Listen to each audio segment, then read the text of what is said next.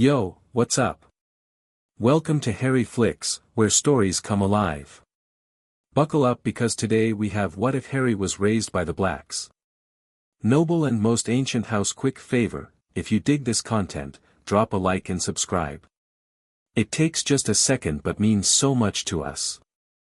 Let's roll. Chapter 1, Blood and Choices. The ancient grandfather clock in the hallway struck 7, its deep chimes echoing through Black Manor as Harry crept down the dimly lit corridor.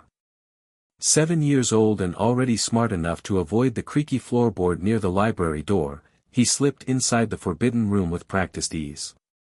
Just 5 minutes, he whispered to himself, pushing his round glasses up his nose. Andromeda won't even know I'm gone. The Black family library sprawled before him, towering shelves disappearing into shadows above. Unlike most kids his age who'd run from such a spooky place, Harry felt at home among the ancient tomes and scrolls. Something about the smell of old parchment and leather bindings called to him. He ran his fingers along the spines until he reached the section his aunt had specifically warned him against. The books here seemed to pulse with energy, some even rattling slightly as he passed. "Hello there," a silky voice whispered from nowhere. Harry jumped, nearly knocking over a small table. "Who's there?" A curious little Potter Black, wandering where he shouldn't. The voice seemed to come from a small, emerald-bound book on the highest shelf. "Come closer, child of two houses." Harry knew he shouldn't. Andromeda's warnings about cursed books played in his head, but curiosity pulled him forward. He dragged a footstool over, climbed up, and reached for the whispering book.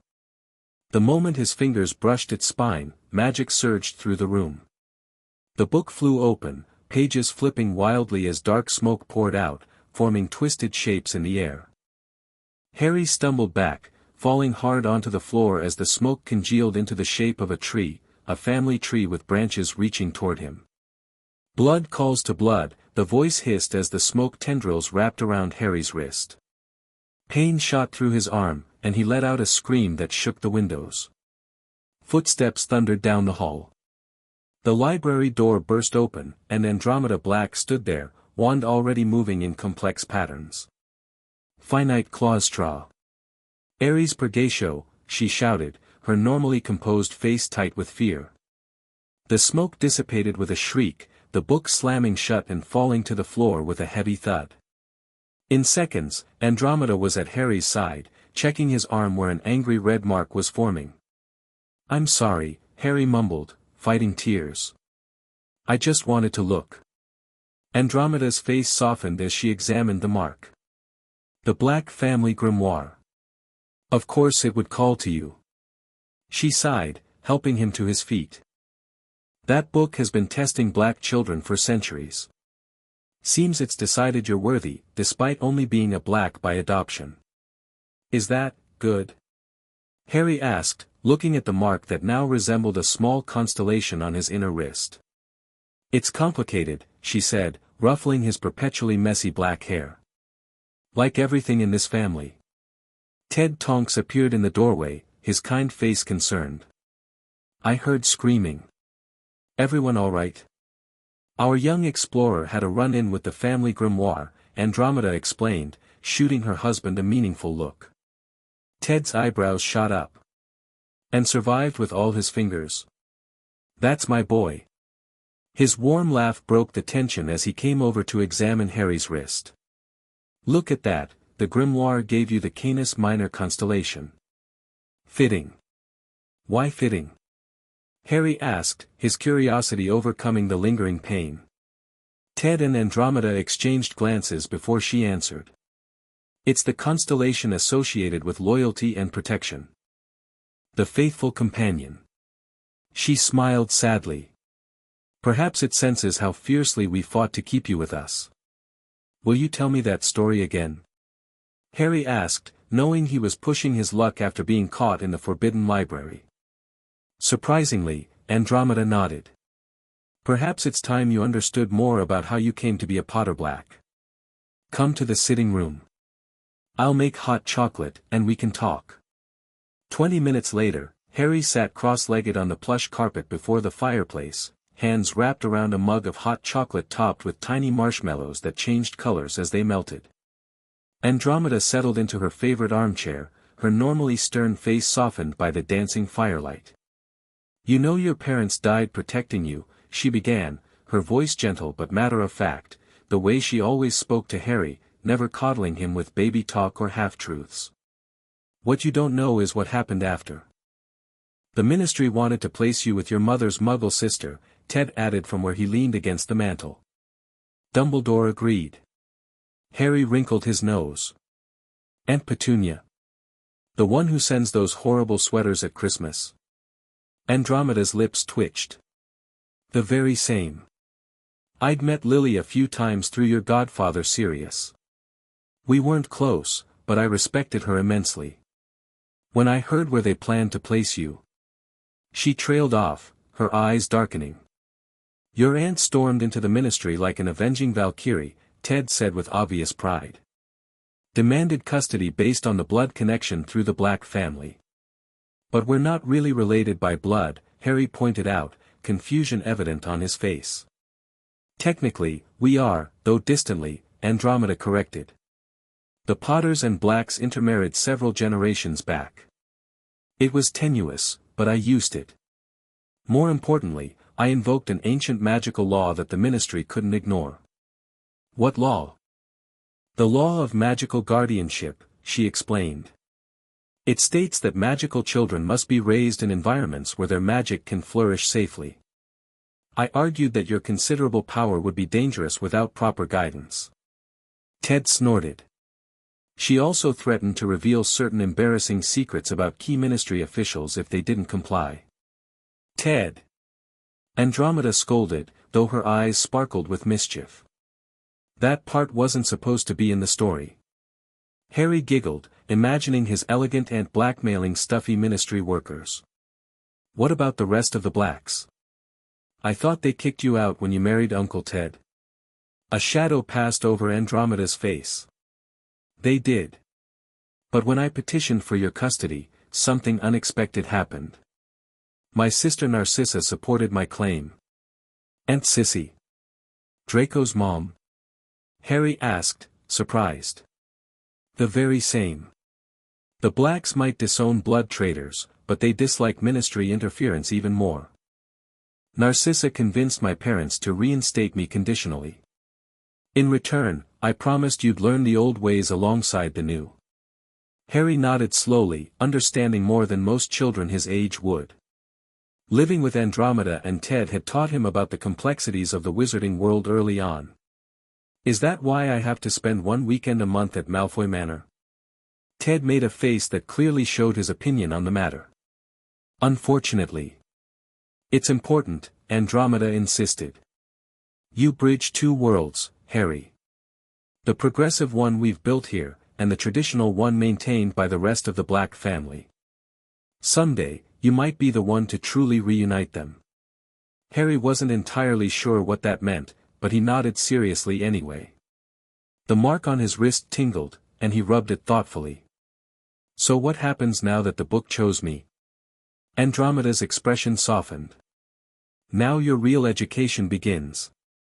The Black family magic has accepted you. There are spells and knowledge that can only be accessed by those the family magic recognizes." "Wicked," Harry breathed, eyes wide with excitement. "Don't look so thrilled," Ted warned, though he was smiling. "Black family magic isn't all fancy parties and secret passages. It's demanding and sometimes dangerous. But worth learning," Andromeda added firmly. "Tomorrow, we'll begin with family history. For now, young man, it's past your bedtime."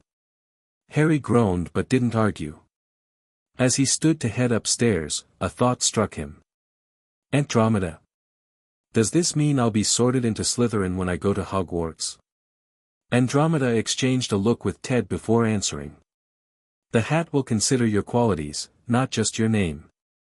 I was a Slytherin, Ted was a Hufflepuff, and your cousin Nymphadora is a Hufflepuff despite having black blood. And your birth parents were both Gryffindors," Ted added. "You've got quite the mixed heritage, kiddo." Harry nodded, not entirely reassured. Draco says I have to be in Slytherin or I'll disgrace the family. Andromeda's expression hardened slightly. Draco says many things. You'll go where you belong, Harry. Any house would be lucky to have you. As Harry climbed the stairs to bed, his mind raced with thoughts of family magic, hidden secrets, and the 4 houses of Hogwarts. The constellation mark on his wrist pulsed gently, like a second heartbeat, reminding him that he belonged to something ancient and powerful, even if he didn't fully understand it yet. The next 3 years passed in a whirlwind of education that few wizarding children ever experienced. While Harry's mornings consisted of normal subjects like mathematics and English literature with Ted, his afternoons were filled with Andromeda's lessons on wizarding culture, history, and the fundamentals of magic theory. One weekend each month, he reluctantly traveled by foot to Malfoy Manor, where Aunt Narcissa taught him pure-blood etiquette and family history alongside Draco. These weekends were always a strange mix of fascinating and uncomfortable, the manor's oppressive grandeur a stark contrast to the warm comfort of the Tonks household. By the time Harry turned 10, he'd developed a complicated relationship with his cousin Draco. During one particularly memorable visit, they found themselves in the manor's sprawling gardens, supposedly practicing formal introductions but actually engaged in a spirited debate about Quidditch teams. The Falmouth Falcons have the best strategy in the league, Draco insisted, his pointed chin raised imperiously. Father says their aggressive play style shows proper wizarding determination. Harry rolled his eyes. The Falcons haven't won a championship in 15 years. The Vimborn Wasps actually adapt their strategy for each opponent. That's because they're weak, Draco scoffed. True purebloods don't change for anyone. That's ridiculous, Harry countered. Even your own mum says adaptation is the hallmark of powerful families. That's why the Blacks have survived so long. Draco's pale cheeks flushed. Well, you're not a real Black anyway, are you? Just a half-blood charity case my mother's sister took in. The word stung more than Harry wanted to admit. Before he could retort, a voice like ice cut through the air. Draco Lucius Malfoy. Both boys stiffened as Narcissa Malfoy glided across the lawn toward them, her elegant blue robes barely disturbing the grass beneath her feet. I believe we've discussed the importance of respecting family connections, she said, her voice quiet but carrying an unmistakable edge. Blood adoption makes Harry as much a Black as you are a Malfoy. Yes, mother, Draco mumbled, looking abashed. Narcissa turned to Harry, her expression softening marginally. Your cousin's manners aside, it's time for your lesson on the Black family tapestry. Come along, both of you. As they followed her inside, Harry caught Draco's sullen glance and couldn't resist whispering, not a real Black. Tell that to the family grimoire. He pulled back his sleeve to reveal the constellation mark, now more pronounced than when he'd first received it. Draco's eyes widened, his expression a mixture of jealousy and grudging respect. When did that happen? 3 years ago, Harry replied with a hint of smugness. Hasn't your family grimoire called to you yet? The look on Draco's face was worth enduring a dozen weekends at the manor. Inside, Narcissa led them to a rarely used sitting room where a massive tapestry covered one wall. Unlike the faded tapestry at Grimmauld Place that Harry had seen during visits with Sirius, this copy was vibrant and regularly updated. The noble and most ancient house of Black, Narcissa began, her voice taking on a reverent quality. Toujours pur, always pure. For 7 centuries, this family has stood at the forefront of wizarding Britain. Harry studied the sprawling family tree while Narcissa pointed out key ancestors. Unlike during previous lessons, she paused at a section where several names had been burned away. Your Aunt Andromeda was once removed from the tapestry, she said, surprising both boys with her candor. As was your godfather Sirius. Their reinstatement was unprecedented. Because of me? Harry asked quietly. Narcissa studied him, her blue eyes calculating. Partially. The war changed many things. Certain allegiances proved costly.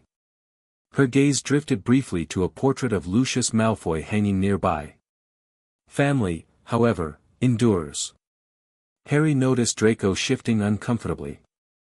They rarely discussed the war or Voldemort at the manor, despite the fact that Lucius had narrowly escaped Azkaban by claiming the Imperius Curse. "Is that why Uncle Lucius doesn't like me coming here?" Harry asked boldly.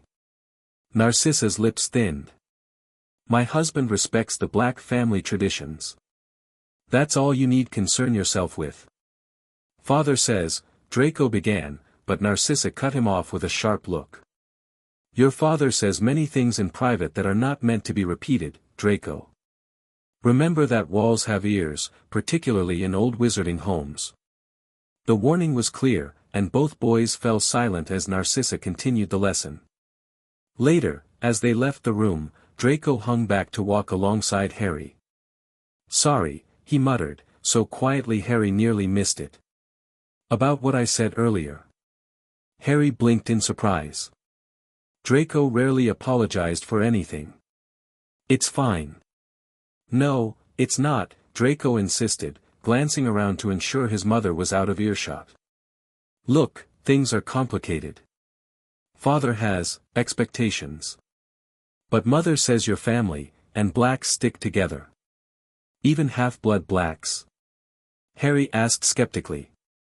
Draco shrugged, his pointed features screwing up in what appeared to be genuine internal conflict. "Mother says magic matters more than blood status these days. Just, don't tell Father I said that." It wasn't quite friendship, but it was something, a tacit acknowledgement that despite their differences, they were bound by family ties neither could escape. On Harry's 11th birthday, he woke to find a tawny owl perched on his bedpost, a cream-colored envelope clutched in its beak. Though he'd been expecting it, excitement still surged through him as he took the heavy parchment and broke the wax seal. "It's here," he shouted, racing downstairs still in his pajamas. "My Hogwarts letter came." The kitchen erupted in cheers. Ted flipped pancakes high into the air while Andromeda smiled over her morning tea. 19-year-old Nymphadora, home from Auror training for the weekend, changed her hair from sleepy brown to vibrant pink in celebration. "Let's see it then," she demanded, grabbing for the letter. Harry dodged her reach, laughing. "No way, Tonks. It's mine." "I told you not to call me that," she growled, though her eyes twinkled with amusement. Her hair shifted to a warning red. "Children," Andromeda chided without heat. "Harry, read it aloud so we can all share the moment." Harry cleared his throat dramatically and read, "Hogwarts School of Witchcraft and Wizardry Headmaster, Albus Dumbledore, Order of Merlin, First Class, Grand Source, CHF, Warlock, Supreme Mugwump, International Confeed, of Wizards, Dear Mr. Potterblack, we are pleased to inform you that you have been accepted at Hogwarts School of Witchcraft and Wizardry." "Potterblack," Ted mused, setting a towering stack of pancakes on the table. "Still gets me every time." "The adoption was magical as well as legal," Andromeda reminded him. "The Hogwarts quill recognizes such things." Harry beamed as he continued reading through his supply list. When he finished, Tonks ruffled his perpetually messy hair. "Shopping trip to Diagon Alley," she declared. "I call dibs on taking him to get his wand." "Absolutely not," Andromeda said firmly. "The last time you took Harry shopping, you both returned with color-changing underwear and a miniature dragon that set the curtains on fire." "That was ages ago," Tonks protested. "I was 16. "I was 8, Harry added helpfully. "I'm much more responsible now." Ted snorted into his coffee. "Says the boy who turned Mrs. Higgins' cat purple last month. That was accidental magic." Harry protested, though his grin gave him away. "You shouted, 'Behold the mighty panther,' and pointed at it," Andromeda reminded him dryly. "Hardly seems accidental." Before Harry could defend himself further, the fireplace flared green, and Sirius Black stepped through, brushing soot from his elegantly casual robes. "Did I miss it? Tell me I didn't miss it," he demanded, gray eyes scanning the room until they landed on the letter in Harry's hand. "Ha! Right on time. Happy birthday, pup." He swept Harry into a bone-crushing hug, then produced a wrapped package from inside his robes. Your first official birthday gift as a soon-to-be Hogwarts student. Harry tore into the paper eagerly, revealing a handsome leather-bound journal with his initials embossed in silver. Brilliant. Thanks, Sirius. It's connected to one I have, Sirius explained with a mischievous wink. Write in it when you want to talk, or if you need advice about, let's call them extracurricular activities. Andromeda narrowed her eyes. Sirius Oran Black, if you're encouraging him to break rules, me? Never. Sirius pressed a hand to his chest in mock offense. I'm a respected member of society now. Head of the ancient and noble house of Black. Restored to the family tapestry and everything. Only because I threatened to hex father's portrait into speaking exclusively in limericks if he didn't reinstate you, Andromeda said with a rare smirk. Sirius barked out a laugh. Would have been worth seeing, honestly. He turned back to Harry. So, Diagon Alley today. I thought we'd make a proper event of it, stop by Gringotts so you can see the Potter and Black vaults you'll have access to when you're of age. Harry's eyes widened. Despite growing up in a comfortable home, Andromeda and Ted had always been careful not to spoil him. Money wasn't discussed often, and he had only a vague understanding of his inheritances. Both vaults? Really? Of course, Sirius said, suddenly serious. You're heir to both houses, Harry. James and Lily would have wanted you to know your heritage, all of it. A throat cleared from the doorway. If we're discussing vaults and inheritances, perhaps I should be included. Everyone turned to see Narcissa Malfoy standing at the kitchen entrance, looking distinctly out of place in her formal robes amidst the Tonks' cozy, slightly cluttered kitchen. Beside her stood Draco, managing to appear both excited and disdainful at once. Sissy, Andromeda greeted, surprise evident in her voice. We weren't expecting you. Clearly, Narcissa replied, eyeing the casual breakfast scene. However, Draco received his letter this morning as well.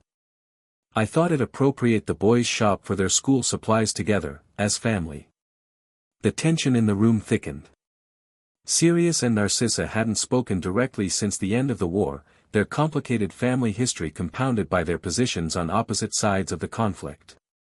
Splendid idea, Ted broke the silence, ever the peacemaker.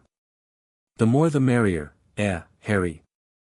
Harry glanced at Draco, who gave a small, almost imperceptible nod. Yeah, sounds great, he agreed, though not entirely convinced. Excellent, Narcissa said with a tight smile. Shall we aim to depart at 10? That should give everyone time to prepare. Her gaze swept over Harry's pajamas and Tonks' wildly pink hair. We'll be ready, Andromeda assured her sister, a hint of the Black family steel entering her voice. As Narcissa and Draco stepped back toward the flue, Sirius muttered, well, this should be interesting. Nothing says, happy birthday, like a family outing with people who wanted to kill each other a decade ago. Sirius. Andromeda hissed, but Harry caught the worried look she exchanged with Ted. Even at 11, he understood the complexity of his position, a bridge between worlds that still viewed each other with suspicion and, in some cases, outright hostility. Diagon Alley bustled with preterm excitement, families crowding the narrow street as they gathered supplies for the upcoming school year. What Harry hadn't expected was the way conversations halted and heads turned as their unusual group made their way from Gringotts toward Madame Malkin's. Is that Harry Potter? Whispered a witch to her companion. With the Blacks and Malfoys, replied the other incredulously. I heard he was raised by Andromeda Black after she reconciled with the family. Scandalous, after she married that Muggleborn. Harry tried to ignore the whispers, but Draco nudged him, looking smug. See? You're famous. For something I can't even remember, Harry muttered, self-consciously flattening his hair over the lightning scar on his forehead. Still, Draco insisted, it means people respect you. Use it. Before Harry could respond, Sirius draped an arm over his shoulder. Ignore them, pup. Fame's fickle, trust me, I know. His voice carried a hint of bitterness, and Harry remembered that Sirius had his own experience with notoriety after being wrongfully accused of betraying Harry's parents before Pettigrew was caught.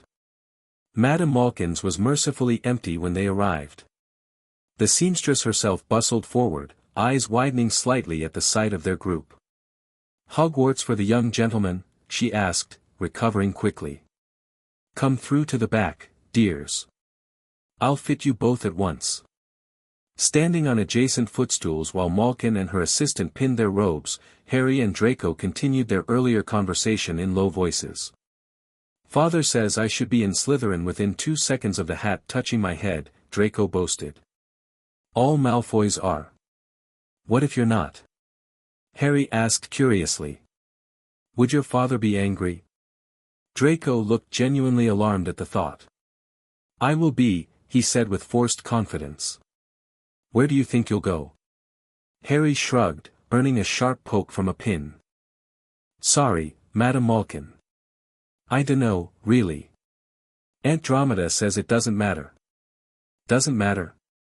Draco looked scandalized. "Of course it matters. It decides everything, your friends, your future, how people see you." "Sounds limiting," Harry mused. "Cousin Tonks says the best people she knows come from all 4 houses." Draco scoffed. "Your cousin with the ridiculous hair would say that." Harry felt a flash of protective anger. "Don't talk about Tonks that way. She's brilliant, top of her Auror training class." "An Auror?" Draco wrinkled his nose. "Father says the ministry's gone downhill, letting anyone with a wand join their ranks these days." "All finished, dear," Madame Malkin interrupted before Harry could retort. "You can step down now." Outside the shop, they found the adults engaged in tense conversation. Narcissa and Andromeda stood slightly apart, speaking in low voices while Sirius chatted with Ted, repeatedly glancing toward the sisters with obvious concern. "Everything okay?" Harry asked as they approached. "Perfectly fine," Andromeda said, too quickly. "Let's continue to flourish and blots for your books." The bookstore was crowded, filled with Hogwarts students and their parents. As they entered, a hush fell briefly before excited whispers broke out. Harry caught fragments. "Harry Potter, the boy who lived, raised by blacks, which side is he on?" A red-haired family near the used book section caught Harry's attention. The mother, a plump, kind-looking witch, was trying to corral several children while her husband examined a Muggle battery with fascination. "Weasleys," Draco whispered with distaste. "You can tell by the hand-me-down robes and the red hair." "So?" Harry challenged. "What's wrong with that?" "They're blood traitors," Draco said, then flushed as he remembered who he was talking to. "I mean, that's what Father calls them. They don't respect the old ways." Harry observed the family thoughtfully. They seemed happy despite their obvious lack of wealth, the children laughing as they helped each other gather supplies. Something about their easy companionship made him slightly envious. "I'm going to introduce myself," he decided suddenly. Draco grabbed his arm. "What? Why would you do that?" "Because I want to," Harry said simply, pulling free and approaching the family before Draco could stop him. "Excuse me," he said to the boy who appeared closest to his age. "Are you going to Hogwarts too?" "I'm Harry." The boy's eyes widened, darting to Harry's forehead. "Blimey, you're Harry Potter." "Potter Black, actually," Harry corrected automatically. "Wicked," the boy exclaimed. "I'm Ron Weasley." He thrust out a hand, which Harry shook warmly. "Don't make a scene, Ronald," said an older boy wearing horn-rimmed glasses. "Though it is an honor to meet you," he added, extending his own hand. "Percy Weasley, Gryffindor Prefect." Soon Harry found himself surrounded by Weasleys, being introduced to the twins Fred and George, who immediately promised to show him all the secret passages at Hogwarts, and little Ginny, who blushed scarlet and hid behind her mother. "Harry," came Narcissa's cool voice from behind him. "I see you're making acquaintances." Mrs. Weasley stiffened, drawing her children closer. Narcissa, she acknowledged with a curt nod. Molly, Narcissa returned just as curtly. Come, Harry, we still have much to purchase. Harry hesitated, torn between his family obligations and his new acquaintances. I'll see you on the train, he asked Ron hopefully. Yeah, definitely. Ron agreed, ignoring his mother's worried look. As Harry rejoined his group, he found Draco staring at him like he'd grown a second head. Weasleys, he hissed. Seriously? They seemed nice, Harry defended. They're Gryffindors, Draco countered, as if that explained everything. So were my parents, Harry reminded him. And I might be too. Draco looked genuinely distressed at the thought. But you're a black now. Sort of.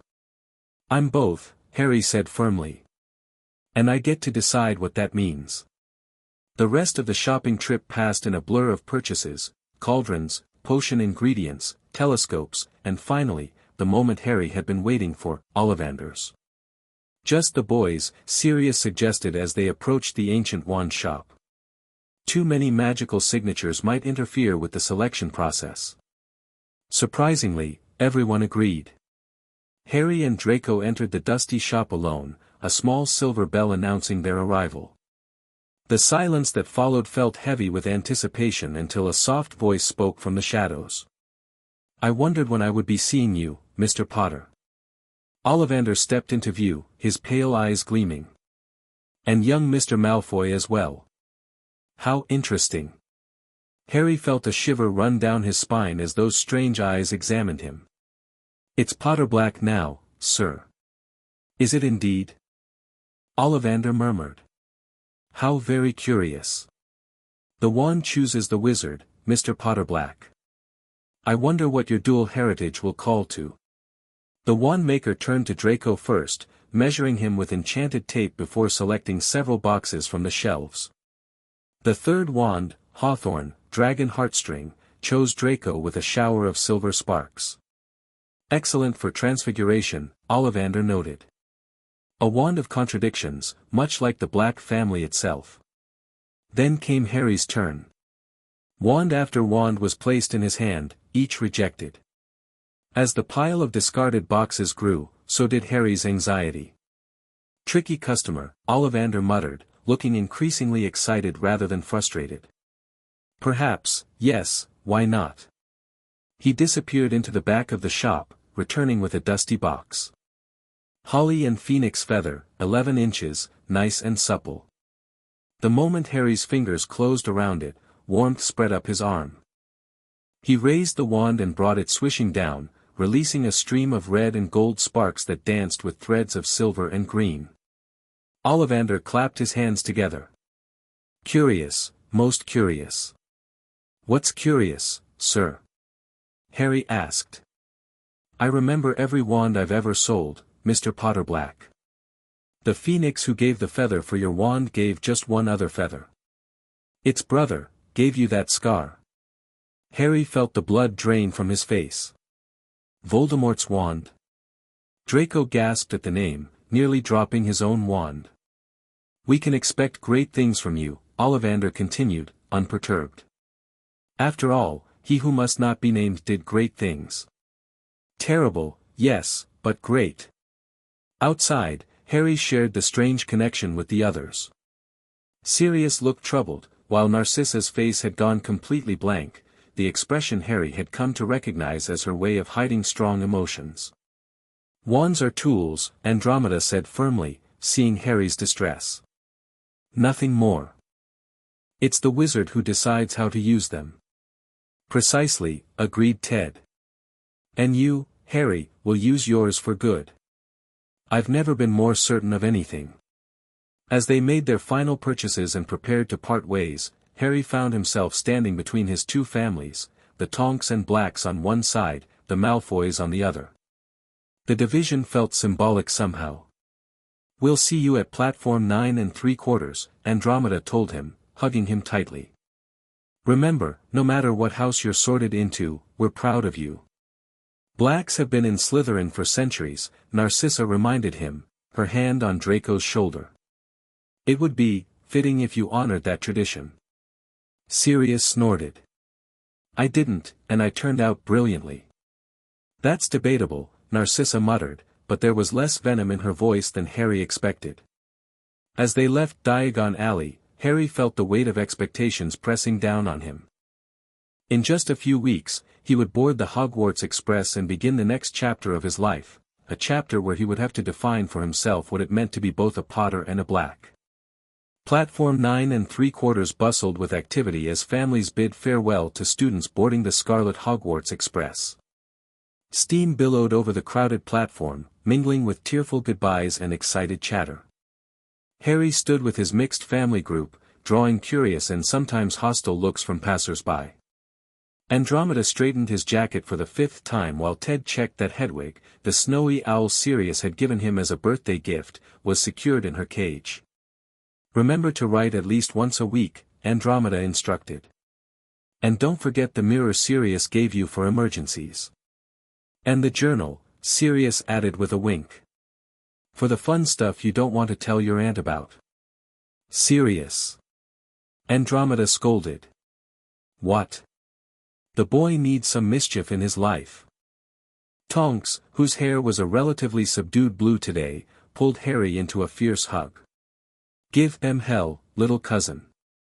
And if anyone gives you trouble about your family, hex first and apologize later.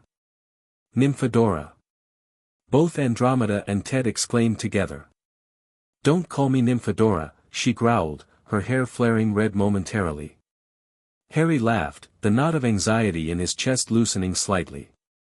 I'll miss you all. Potter Black. Draco's voice cut through the crowd as he approached with his parents. I've secured a compartment in the first car. Premium location. Thanks, but I promised to meet Ron Weasley, Harry replied, noting the immediate stiffening of Lucius Malfoy's posture. Weasley? Lucius repeated, his voice cold. Surely you can find more appropriate companions. Sirius stepped forward, gray eyes flashing. Harry chooses his own friends, Lucius. Always has, always will. The tension between the two men crackled like static electricity. Narcissa placed a restraining hand on her husband's arm while Andromeda did the same with Sirius. Perhaps a compromise, Andromeda suggested diplomatically. Harry can start the journey with Draco and join his other friends later. Harry recognized the political maneuvering at play, giving each side something while maintaining the fragile peace between the families. That works for me, he agreed. The warning whistle blew, signaling 5 minutes until departure. Final hugs were exchanged, along with last-minute advice and reminders. Remember who you are, Lucius told Harry stiffly, clearly uncomfortable addressing him directly. Both sides of your heritage carry responsibilities. Be yourself, Ted countered warmly. That's enough. As Harry and Draco boarded the train, Harry felt the weight of these contradictory expectations. The compartment Draco had chosen already contained 2 large boys who introduced themselves as Crabbe and Goyle, along with a girl named Pansy Parkinson who eyed Harry with undisguised curiosity. Is it true you live with blood traitors? She asked bluntly. Harry felt his temper flare. My family isn't up for discussion. Draco, surprisingly, came to his defense. Drop it, Pans. Potter Black's situation is unique. Father says it's complicated. Harry raised an eyebrow at Draco, who shrugged almost imperceptibly. Whatever their differences, it seemed cousin solidarity extended at least this far. After enduring 20 minutes of increasingly uncomfortable conversation about blood status and house politics, Harry excused himself to find Ron. As he navigated the corridor, he heard a girl's voice coming from a compartment. Has anyone seen a toad? A boy named Neville's lost one. Harry slid the door open to find a bushy-haired girl with rather large front teeth standing over a round-faced boy who looked close to tears. I haven't seen a toad, but I could help you look, Harry offered. The girl's eyes widened as she recognized him. You're Harry Potter. I've read all about you in modern magical history and the rise and fall of the dark arts. Potter Black, Harry corrected automatically, extending his hand. And you are? Hermione Granger, she replied, shaking his hand firmly. No one in my family's magical at all, so it was ever such a surprise when I got my letter, but I was ever so pleased, of course. Her rapid-fire speech and evident enthusiasm made Harry smile. Nice to meet you, Hermione. And you must be Neville. The tearful boy nodded. Neville Longbottom. Longbottom? Harry repeated. I think our parents were friends. Neville looked up in surprise. They were. Gran told me. Well then, Harry said decisively, all the more reason to find your toad. Let's split up, we'll cover more ground that way. 20 minutes and many compartments later, they found Trevor hiding in the bathroom and returned him to a grateful Neville. By then, Harry had also located Ron, who was sitting alone in a compartment near the middle of the train. There you are. Ron exclaimed. I thought maybe your cousin convinced you to stick with the Slytherin crowd. Just being diplomatic, Harry explained, dropping into the seat across from him. Family politics, you know. Ron shook his head. Not really. My family's pretty straightforward, we all just yell at each other when we're mad. Harry laughed. Sounds refreshing. In my family, everything's layers of meaning and old grudges and political maneuvering. Sounds exhausting, Ron said, offering Harry a chocolate frog. So, what house are you hoping for? The million-galleon question. Harry unwrapped the chocolate thoughtfully. I'm not sure. My birth parents were Gryffindors, but my adoptive family is split between Slytherin and Hufflepuff. Aunt Andromeda says it doesn't matter, but everyone else thinks it does. Ron guessed shrewdly. Exactly. Ron nodded sympathetically. Well, I'm definitely Gryffindor. All my brothers are. Not sure what Mum and Dad would say if I wasn't. As the countryside flew by outside the window, Harry found himself enjoying Ron's company. The redhead was straightforward in a way few people in Harry's life were, with no hidden agendas or careful phrasings. It was refreshing. Their conversation was interrupted when the compartment door slid open to reveal Draco, flanked by Crabbe and Goyle. There you are, Draco drawled. Ditched us for Weasley, I see. Ron's ears turned red. He doesn't need your permission, Malfoy. Wasn't talking to you, Draco snapped before turning back to Harry. We're nearly there. Thought you might want to change into your robes with us. Harry recognized the olive branch for what it was, Draco making an effort despite his obvious disdain for Ron. Thanks. I'll be along in a bit. Draco nodded, shooting Ron a final contemptuous look before departing. Once the door closed, Ron let out a breath. Your cousin's a right git, you know that. Harry sighed. He's complicated. Not all bad, just raised with certain ideas. Ideas about people like my family? Ron asked shrewdly. Yeah, Harry admitted. But he's family. And family is. He trailed off, unsure how to explain the complex web of loyalty, obligation, and affection that defined his relationship with the Blacks and Malfoys. Complicated? Ron suggested with a small grin. Harry laughed. Exactly. As darkness fell outside the windows, the train began to slow. An announcement informed them they would reach Hogsmeade Station in 5 minutes. Harry's stomach twisted with a mixture of excitement and apprehension. This is it, Ron said, looking equally nervous. Hope the sorting isn't too horrible. Fred told me we have to wrestle a troll. It's just a hat, Harry assured him, then realized he probably wasn't supposed to know that. At least, that's what my cousin Tonks told me. They disembarked into the cool night air, where a booming voice called, Fur's years. Fur's years over here. A giant of a man with a wild beard was gathering the smallest students.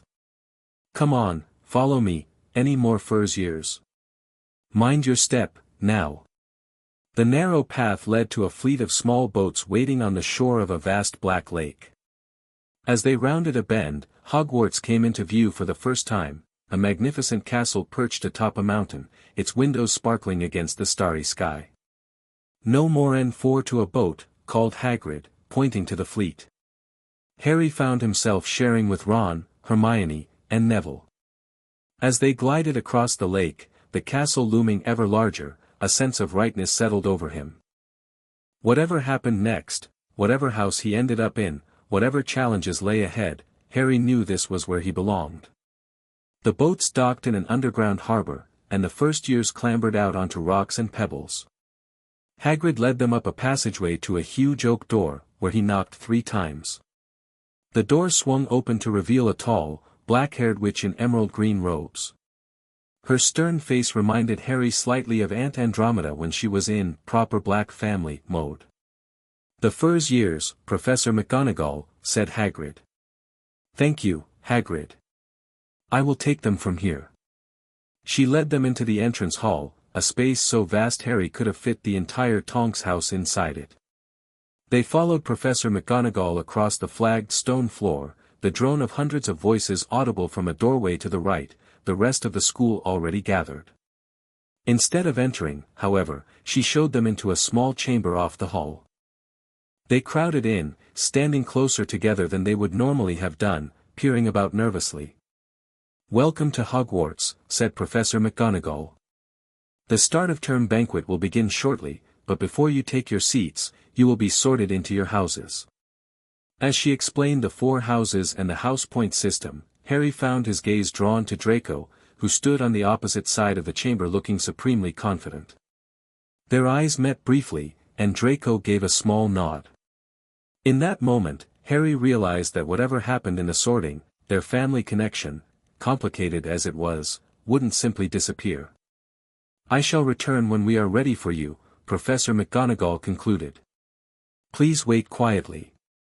The moment she left, nervous whispers broke out. Harry caught fragments about spells and tests until Hermione began rapidly reciting all the spells she'd learned and wondering which she'd need. "It's just a hat," Harry whispered to her.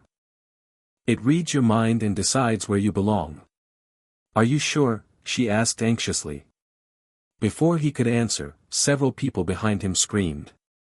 He turned to see about 20 ghosts streaming through the wall, pearly white and translucent, arguing among themselves until they noticed the first years.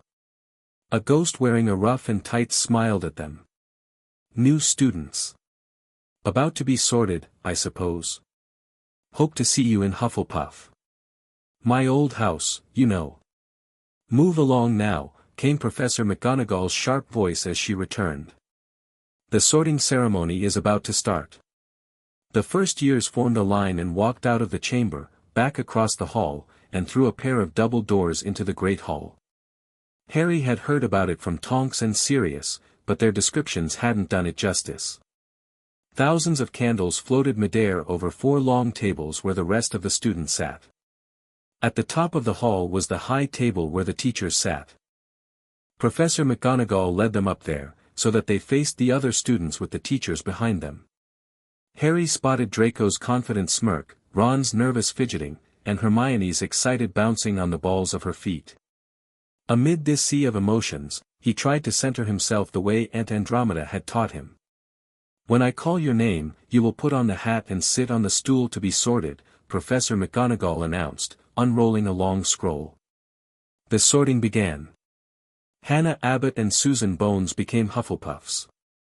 Terry Boot and Mandy Brocklehurst went to Ravenclaw. Lavender Brown became the first new Gryffindor, while Millicent Bulstrode was sorted into Slytherin. When Granger, Hermione, was called, she almost ran to the stool and jammed the hat eagerly on her head. After a moment's pause, "Gryffindor," shouted the hat. Neville Longbottom also went to Gryffindor after a surprisingly long deliberation. Draco swaggered forward when his name was called and got his wish at once. The hat had barely touched his head when it screamed, "Slytherin." As the list continued through the P's, Harry felt his heart pounding harder. Finally, "Potter Black, Harry." Whispers suddenly broke out across the hall. Potter Black? Did she say Potter Black? The Harry Potter? Why is he using the black name? Harry stepped forward, forcing himself to walk steadily despite his shaking legs. As the hat dropped over his eyes, the last thing he saw was a hall full of people craning to get a good look at him. Said a small voice in his ear. Difficult. Very difficult. Plenty of courage, I see. Not a bad mind either. There's talent, oh my goodness, yes, and a nice thirst to prove yourself. But where to put you? Harry gripped the edges of the stool. I just want to be where I belong. Where you belong, mused the voice. Interesting that you don't specify a preference. Most have some idea. I have too many ideas, Harry thought ruefully.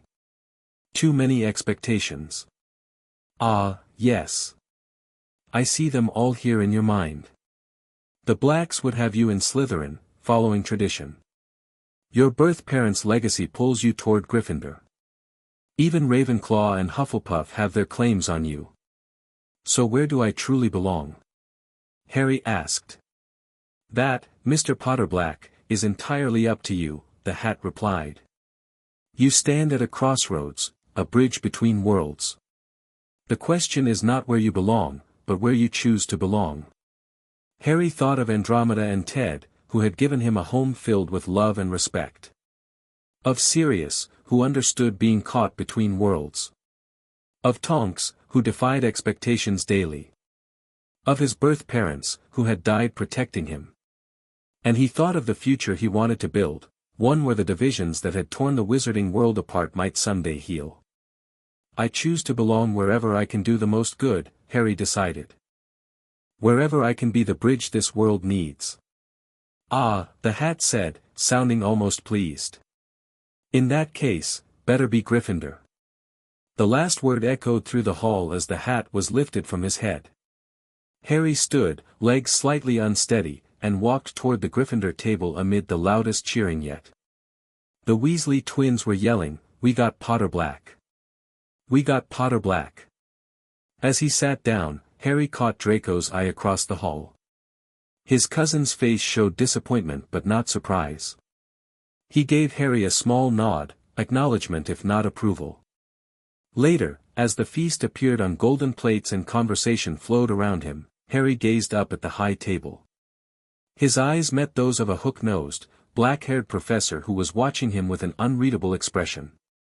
"Who's that teacher talking to Professor Quirrell?" he asked Percy Weasley. "That's Professor Snape, head of Slytherin House. Teaches potions, though everyone knows he's after the defense against the dark arts job. He's not fond of Gryffindors." Harry nodded thoughtfully. Aunt Andromeda had mentioned Snape, though she'd been uncharacteristically tight-lipped about details. As their eyes met again, Harry inclined his head slightly, a gesture of respect his aunt had taught him. Snape's expression flickered with something like surprise before his gaze moved on. At the end of the feast, Dumbledore gave a few announcements, including a warning about the forbidden third-floor corridor. Then it was time for bed.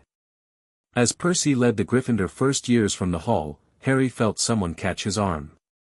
Draco stood there, looking uncomfortable but determined. "So. Gryffindor." "Seems so," Harry replied cautiously. "Mother will be disappointed." "Probably." Draco hesitated, then thrust out his hand. "Don't forget you're still a Black." "Partly." Harry took his cousin's hand, relieved. "Couldn't if I tried." "Family is family." Even when they make questionable house choices, Draco agreed with the ghost of a smirk. As they parted ways, Draco toward the dungeons, Harry toward Gryffindor Tower, Harry felt a sense of cautious optimism. The road ahead would undoubtedly be complicated, filled with competing loyalties and expectations. But for the first time, he felt he was charting his own course rather than following a path laid out by others. He was Harry Potter Black, son of James and Lily, ward of Andromeda and Ted, godson to Sirius, cousin to both Tonks and Draco. A bridge between worlds. And for now, at least, a Gryffindor. Chapter 2, Serpents and Lions. The Gryffindor common room erupted with laughter as Fred and George Weasley acted out Professor Quirrell's reaction to the troll they'd spotted during the Halloween feast. Harry sat cross-legged on the floor by the fire, surrounded by his housemates. 2 months into his first year at Hogwarts, and he'd already faced down a mountain troll with Ron and their new friend Hermione. "So there's Quirrell, stammering about a TT troll in the DD dungeon," Fred said, his face comically twisted with fake terror. "And then he just faints," George finished, collapsing dramatically across an armchair. "Bloody useless defense teacher if you ask me." "Language," Percy scolded from where he sat reviewing prefect patrol schedules. "Oh, come off it, Perce," Ron groaned. "We've heard Mum say worse when she burns the biscuits." As the Weasleys bickered good-naturedly, Harry caught Hermione's eye. She gave him a small smile that still held traces of wonder. Neither of them had expected to become friends after he and Ron had saved her from the troll. Funny how shared near-death experiences could forge such strong bonds. "Still can't believe you took on a fully grown mountain troll and lived," Seamus Finnegan said admiringly. "We got lucky," Harry shrugged, uncomfortable with the attention. "Ron knocked it out with its own club." "Lucky?" Hermione raised an eyebrow. "You jumped on its back and shoved your wand up its nose while Ron levitated the club." "That wasn't luck, that was insanity," Neville supplied, looking equal parts impressed and terrified. The portrait hole swung open, and McGonagall stepped through, silencing the room instantly. Her gaze swept over the gathered students until it landed on Harry. "Mr. Potter Black, a word please." Harry exchanged puzzled looks with Ron and Hermione before following McGonagall into the corridor. "Your aunt is in my office," she said, her expression softening slightly. "She requested to speak with you following the incident." Harry winced. Of course Aunt Andromeda would hear about the troll. The Black family had eyes and ears everywhere. 5 minutes later, he entered McGonagall's office to find Andromeda pacing, her elegant robes swishing against the stone floor. The moment she saw him, she pulled him into a tight hug before holding him at arm's length to inspect him. "A troll, Harry?" "Really? We didn't go looking for it," he protested. "Hermione didn't know about it because she wasn't at the feast, so we went to warn her." Andromeda's lips thinned. "And instead of finding a prefect or teacher, you two first-years decided to handle it yourselves." "There wasn't time," Harry explained. "And it worked out okay." "This time," she said sharply. "You could have been killed." "But I wasn't." Andromeda sighed, pressing her fingers to her temples. "You sound just like Sirius. He's absolutely delighted, by the way. Sent me a howler congratulating you on carrying on the Marauder tradition, and suggested I buy you a new broom as a reward." Despite himself, Harry grinned. "Are you going to?" "Absolutely not," she said, but her lips twitched. "Though Sirius already ordered you a Nimbus 2000. It arrives tomorrow." "Seriously?" "But first-years aren't allowed their own brooms. Professor McGonagall has made an exception, considering your position on the Quidditch team." At Harry's shocked expression, she added, "Oh yes, I know all about that too. Youngest seeker in a century." Harry flopped into a chair. "How do you always know everything?" "I'm a Black, darling. Information is our currency." She perched on the edge of McGonagall's desk. "Now, tell me honestly, how are you adjusting? Any problems with your housemates? Or your cousins in Slytherin?" "Everyone in Gryffindor's been great," Harry said. "Draco's, complicated. We're civil in public, but he's still upset about my sorting." "And the other Slytherins?" Harry shrugged. "They keep their distance. I think they're not sure what to make of me, the boy who lived raised by Blacks but sorted into Gryffindor." "And your classes? Professor Snape?" Harry's expression darkened. "Snape hates me. He's always asking impossible questions and mocking my answers. Andromeda frowned. That doesn't sound like Severus. You know him? We were at Hogwarts together, though he was a few years behind me. Brilliant potioneer, even as a student. She studied Harry thoughtfully. There's history between Severus and your father. I had hoped he wouldn't hold that against you. Well, he definitely does, Harry muttered. I'll speak with him, Andromeda decided. Please don't, Harry groaned. That'll just make it worse. His aunt's eyes gleamed with that particular Black family determination that Harry had learned not to argue with. We'll see. Now, tell me more about this Hermione girl. Ted and I were pleased to hear you've made friends outside of family connections. By the time Harry returned to Gryffindor Tower an hour later, curfew had fallen. The common room was nearly empty except for Ron and Hermione, who waited anxiously by the fire. Everything okay? Ron asked. McGonagall wasn't punishing you for the troll thing, was she? My aunt came to check on me, Harry explained, dropping into an armchair. And apparently Sirius is sending me a Nimbus 2000 for tomorrow's match. Ron's eyes widened. A Nimbus 2000? That's the fastest broom on the market. Your godfather is sending you a racing broom as a reward for breaking school rules. Hermione asked disapprovingly. More like for making the Quidditch team, Harry said. Though he did seem impressed about the troll. Mental, your family, Ron said, but he was grinning. Brilliant, but mental. Harry's first Quidditch match was going brilliantly until his broom tried to buck him off. 1 minute he was circling above the pitch, searching for the snitch, and the next his Nimbus was jerking violently, nearly throwing him to the ground far below. What's happening to Harry's broom? Hagrid asked, peering through his binoculars from the stands. Hermione grabbed them, scanning the teacher's box. It's Snape. Look, he's jinxing the broom. Sure enough, Snape sat with his eyes fixed on Harry, muttering continuously under his breath. What do we do? Ron asked desperately. Leave it to me, Hermione said, already pushing her way through the crowd.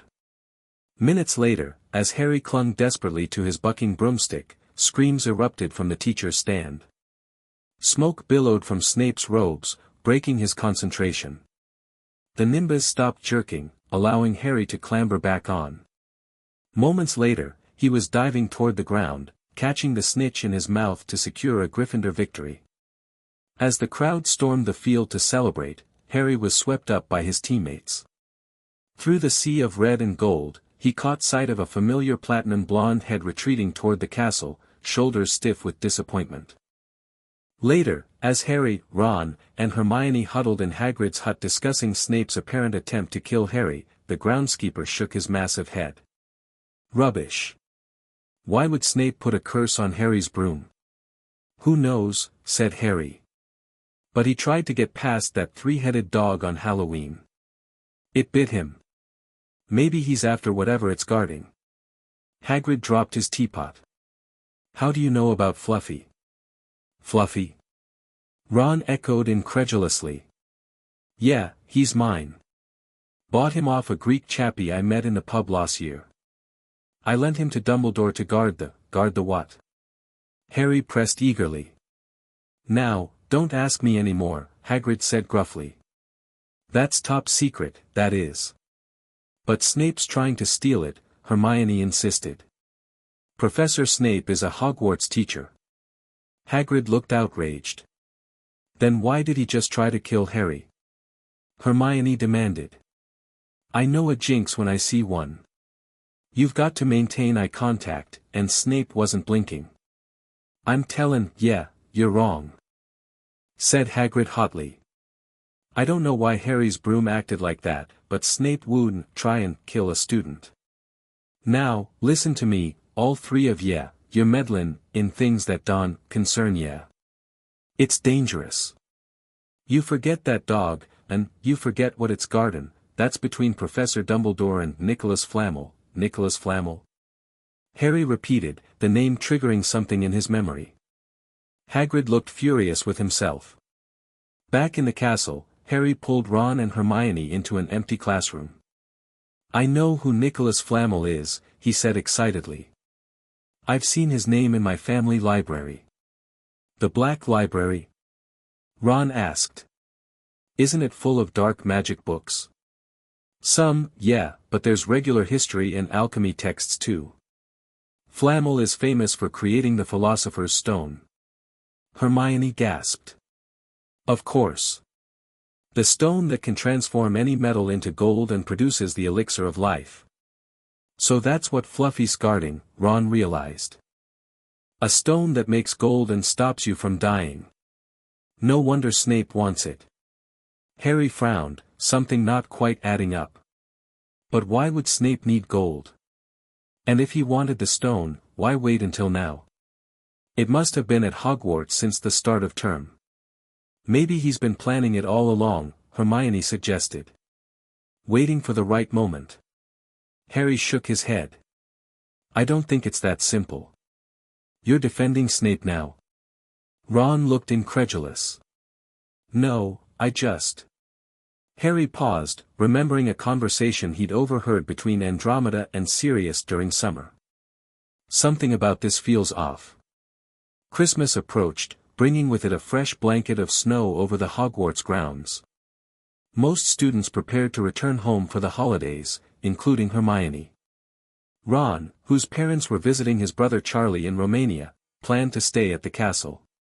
Harry had initially expected to return to Black Manor, but a letter from Andromeda changed his plans.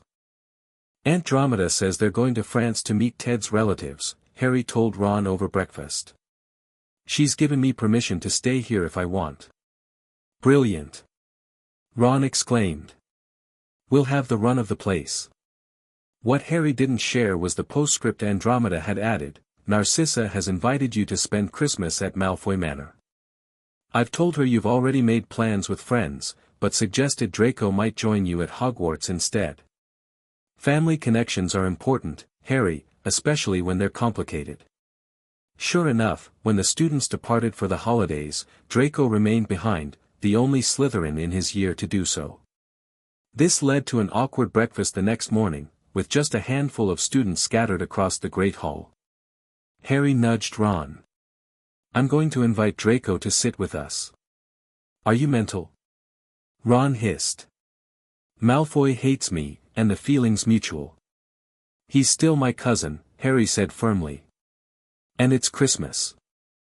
Before Ron could protest further, Harry walked over to the Slytherin table where Draco sat alone, pushing food around his plate. "Happy Christmas, cousin," Harry greeted. "Want to join us?" Draco looked up, surprise flickering across his pointed face before he schooled it into careful neutrality. "With Weasley?" "I think not." "Suit yourself," Harry shrugged. "But it must be boring sitting alone." Draco glanced around the nearly empty hall. "Mother suggested I stay to maintain family connections," he said stiffly. "Same here," Harry admitted. "Look, forget houses for a minute. We're family, and it's Christmas. Ron and I were going to explore the castle later. You can come if you want." Draco hesitated. "Mother would approve of us spending time together." "So that's a yes." "It's a maybe," Draco sniffed. "I have standards, Potter Black." Harry grinned.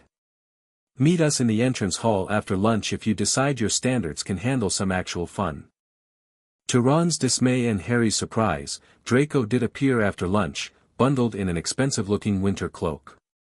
What followed was perhaps the most uncomfortable castle tour in Hogwarts history, with Ron and Draco sniping at each other while Harry attempted to play mediator. The breaking point came when they discovered an empty classroom containing nothing but a magnificent mirror. Harry stepped in front of it and gasped. Instead of his reflection, he saw a crowd of people standing behind him. Front and center were a man and woman he recognized from photographs, James and Lily Potter. Around them stood Andromeda, Ted, Sirius, Tonks, and even members of the Black family, including Narcissa and a younger Draco, all smiling together without the tension that marked their real-life interactions. "I can see my parents," Harry whispered. And everyone, all of my family together. Happy. Let me look, Ron pushed forward eagerly.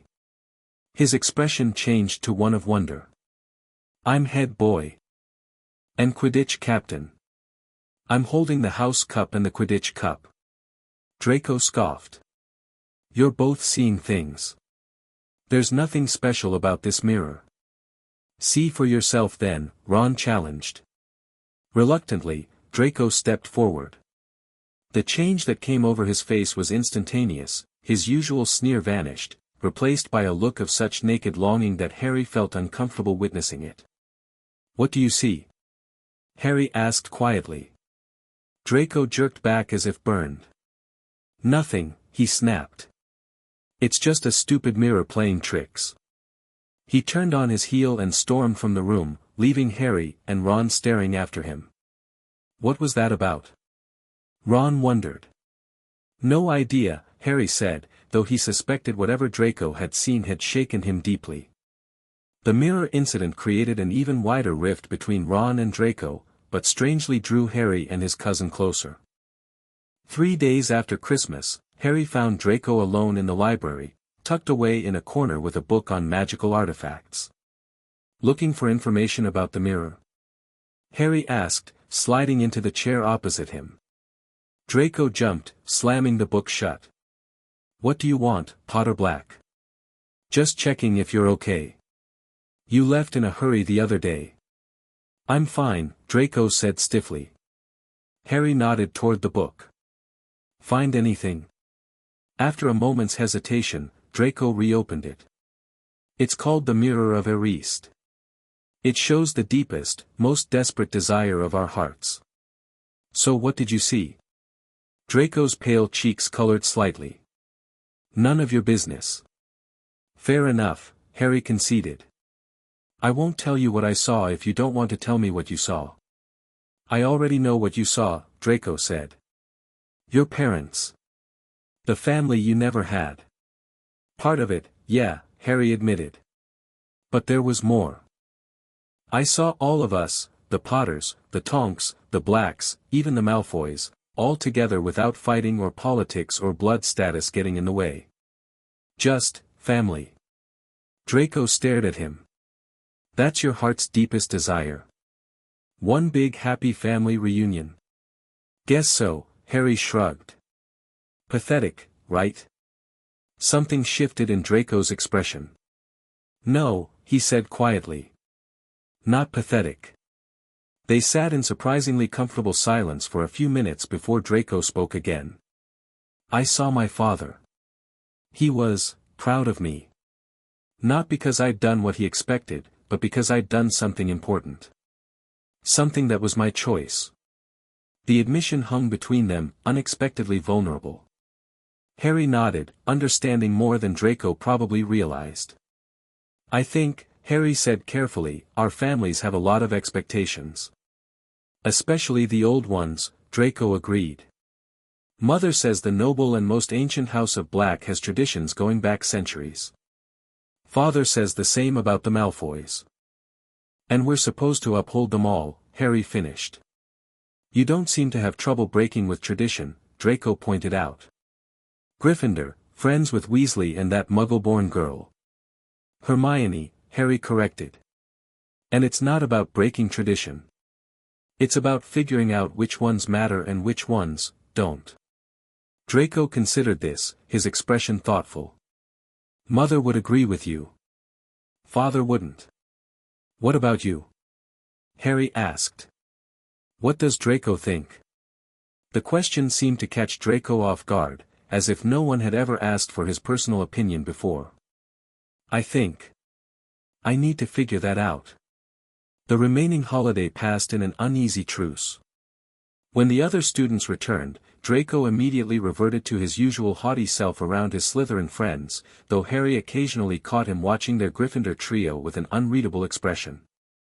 As winter melted into spring, Harry, Ron, and Hermione continued researching the Philosopher's Stone, convinced that Snape was planning to steal it. Their suspicions intensified after they discovered he was refereeing Harry's next Quidditch match. He's trying to make sure Gryffindor doesn't win, Ron insisted as they hurried across the grounds for Harry's practice. Or maybe finish you off properly this time. Maybe I should pretend to break my leg, Harry suggested glumly. Really break it, more like, said Ron. You can't, said Hermione. There's no reserve seeker. If you back out, Gryffindor can't play at all. As they rounded the greenhouses, they nearly collided with Snape himself. The potions master's black eyes glittered with suspicion. And what are you three doing inside on a day like this? He asked, an unpleasant smile curling his mouth. We were just, Hermione began. Be careful, Potter Black, Snape cut across her. Another nighttime wandering and I'll personally see to it that you're expelled. As he strode away, Harry turned to his friends. He knows. Somehow, he knows we're onto him about the stone. The match itself proved both better and worse than expected. Gryffindor won when Harry caught the snitch in record time, but afterwards, Harry spotted Snape heading into the Forbidden Forest. Borrowing Ron's broomstick, he followed at a safe distance, eventually discovering Snape meeting with Professor Quirrell in a forest clearing. Though he couldn't hear everything, snippets of their conversation confirmed his suspicions. Don't know why you wanted TT to meet here of all places, Severus. Oh, I thought we'd keep this private, said Snape, his voice icy. Students aren't supposed to know about the Philosopher's Stone, after all. Harry leaned forward on his broomstick, trying to catch Quirrell's mumbled reply. Found out how to get past that beast of Hagrid's yet? But Severus, you don't want me as your enemy, Quirrell, Snape interrupted, stepping closer to the trembling defense teacher. I don't know what you know perfectly well what I mean. Your little bit of hocus pocus. I'm waiting. But I don't, very well, Snape cut him off. We'll have another little chat soon, when you've had time to think things over and decide where your loyalties lie. He threw his cloak over his head and strode away, leaving Quirrell standing petrified under a nearby tree. Harry raced back to the castle to tell Ron and Hermione. So we were right, it is the Philosopher's Stone. Ron exclaimed once Harry finished recounting what he'd overheard.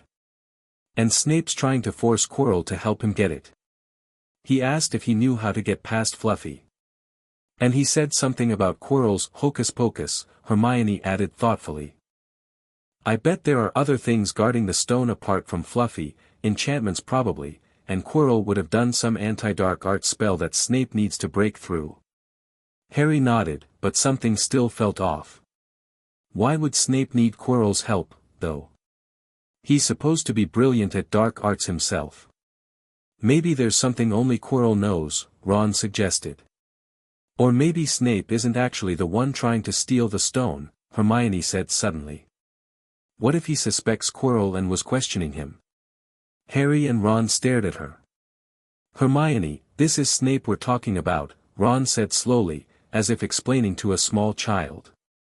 Greasy, mean, hates everyone especially Harry Snape. I know, but, let's just keep an eye on both of them, Harry interrupted, thinking of something Andromeda often said, in the game of wizard politics, the obvious villain is rarely the true threat. Easter holidays brought mountains of homework as the professors prepared them for year-end exams. Harry spent most of his free time in the library with Hermione and Ron, though his mind kept wandering to the stone hidden somewhere in the castle. The image of Voldemort returning to power with the aid of the elixir of life haunted his dreams. One afternoon, as they were reviewing astronomy charts, Hagrid appeared between the bookshelves, looking oddly furtive. Hagrid? What are you doing in the library? Ron asked. Just lookin', Hagrid said evasively, immediately rousing Harry's suspicions. And what are you lot up to? You're not still lookin' fair Nicholas Flamel, are ye? We found out who he is ages ago, said Ron impressively. And we know what that dog's guarding, the philosophers, SHH. Hagrid looked around quickly. Don, go shoutin' about it. What's the matter with ye? Actually, we wanted to ask you some things, said Harry. Like who else is guarding the stone apart from Fluffy? Hagrid shushed him again. Listen, he said, come and see me later. I'm not promisin' I'll tell ya anythin', mind, but Don, go Rabbi Tin about it in here. Students aren't besposed ter know. See you later, then, said Harry. Hagrid shuffled off. What was he hiding behind his back? Hermione wondered. I'm going to see what section he was in, said Ron, returning moments later with a stack of books. Dragons. Hagrid was looking at books about dragons. Why would Hagrid be researching dragons? Harry wondered, then remembered something. He's always wanted one. He told me the first time I ever met him. That evening, they found Hagrid's hut stifling hot despite the warm spring day. All the curtains were closed, and a fire blazed in the grate. After awkwardly declining rock cakes, Harry got straight to the point. We were wondering if you could tell us what's guarding the Philosopher's Stone apart from Fluffy. Oh, course I can't, Hagrid frowned. Number 1, I don't know myself. Number 2, ya know too much already, so I wouldn't tell ya if I could. That stone's here for a good reason. It was almost stolen out of Gringotts, I suppose Yevi worked that out in Paul. Beats me how ye even know Abu Fluffy. Come on, Hagrid, you might not want to tell us, but you do know. You know everything that goes on around here, said Hermione warmly, flattening Hagrid's chest hair. We only wondered who had done the guarding, really. We wondered who Dumbledore had trusted enough to help him, apart from you. Hagrid's chest swelled at these last words, and Harry and Ron beamed at Hermione. Well, I don't suppose it could hurt to tell ya that, let's see, he borrowed Fluffy from me, then the teachers did enchantments. Professor Sprout, Professor Flitwick, Professor McGonagall, he ticked them off on his fingers, Professor Quirrell, and Dumbledore himself did something, oh, course. Hang on, I've forgotten someone. Oh yeah, Professor Snape. Snape, they exclaimed together. Yeah, you're not still on Abu that, are ya? Look, Snape helped protect the stone, he's not about to steal it. Harry's mind raced. If Snape had been one of the teachers protecting the stone, it would be easy for him to find out how the other teachers had guarded it. He probably knew everything, except, it seemed, Quirrell's spell and how to get past Fluffy. You're the only one who knows how to get past Fluffy, aren't you, Hagrid? He asked anxiously. And you wouldn't tell anyone, would you? Not even one of the teachers. Not a soul knows except me and Dumbledore, said Hagrid proudly. Hagrid, can we open a window? I'm boiling, Harry asked, changing the subject. Can't, Harry, sorry, said Hagrid, glancing at the fire. Harry followed his gaze and saw, nestled in the heart of the flames, a huge black egg. Where did you get it? Ron asked, crouching over the egg. It must have cost you a fortune. Won it, said Hagrid. Last night. I was down in the village having a few drinks and got into a game o' cards with a stranger. Think he was quite glad to get rid of it, to be honest. But what are you going to do when it hatches, said Hermione. Well, I've been doin' some readin', said Hagrid, pulling a large book from under his pillow. Got this out of the library, Dragon Breeding for Pleasure and Profit. As Hagrid rattled on about his dragon-raising plans, Harry felt a sense of dread. Between a three-headed dog, the Philosopher's Stone, and now an illegal dragon, Hogwarts was becoming less like a school and more like a ticking magical time bomb. The dragon, a Norwegian ridgeback Hagrid named Norbert, hatched a week later, creating an entirely new set of problems. Eventually, they convinced Hagrid to let Charlie Weasley's friends take Norbert to the Dragon Sanctuary in Romania, but not before Malfoy spotted the dragon through Hagrid's window. The night they were supposed to smuggle Norbert to the top of the astronomy tower proved disastrous. They successfully delivered the dragon, but on their way back to Gryffindor Tower, they ran straight into Professor McGonagall, who was already escorting a gloating Malfoy. Detention, she shouted. And 20 points from Slytherin, Malfoy. Wandering around in the middle of the night, how dare you don't understand, Professor, Malfoy protested. Potter's coming, he's got a dragon. What utter rubbish! How dare you tell such lies? McGonagall turned toward Harry and Hermione, her glasses flashing furiously. I suppose you think it's funny to get Malfoy out of bed with ridiculous stories about dragons? 50 points from Gryffindor and detention for both of you too. In an instant, Gryffindor lost its lead in the house championship. The next day, fellow Gryffindors who had been celebrating Harry's Quidditch victories now passed him with contempt. Slytherins, meanwhile, clapped and cheered whenever he walked by. Only Malfoy looked as miserable as Harry felt, having lost points for his house as well. Their detention came the following week, a nighttime excursion into the Forbidden Forest with Hagrid to search for an injured unicorn. Hagrid split them into two groups, Harry and Malfoy with Fawng the Boarhound, while he took Neville and Hermione in another direction. Wait till my father hears about this, Draco muttered as they trudged deeper into the forest, following a trail of silvery unicorn blood. This is servant stuff. If I didn't know better, I'd say you were scared, Harry taunted, tired of Draco's constant complaining. I'm not scared, Draco snapped, but his voice trembled slightly. I just don't see why we should be doing Hagrid's job. A unicorn's been hurt, Draco. Don't you care at all? Before Draco could answer, a slithering sound made them both freeze.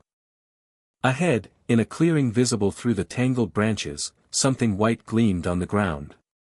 They inched closer. It was the unicorn, dead and sprawled on the forest floor.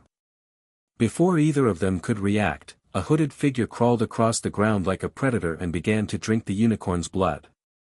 Draco screamed and bolted, Fawng at his heels. The hooded figure raised its head, silver blood dribbling down its front, and moved toward Harry.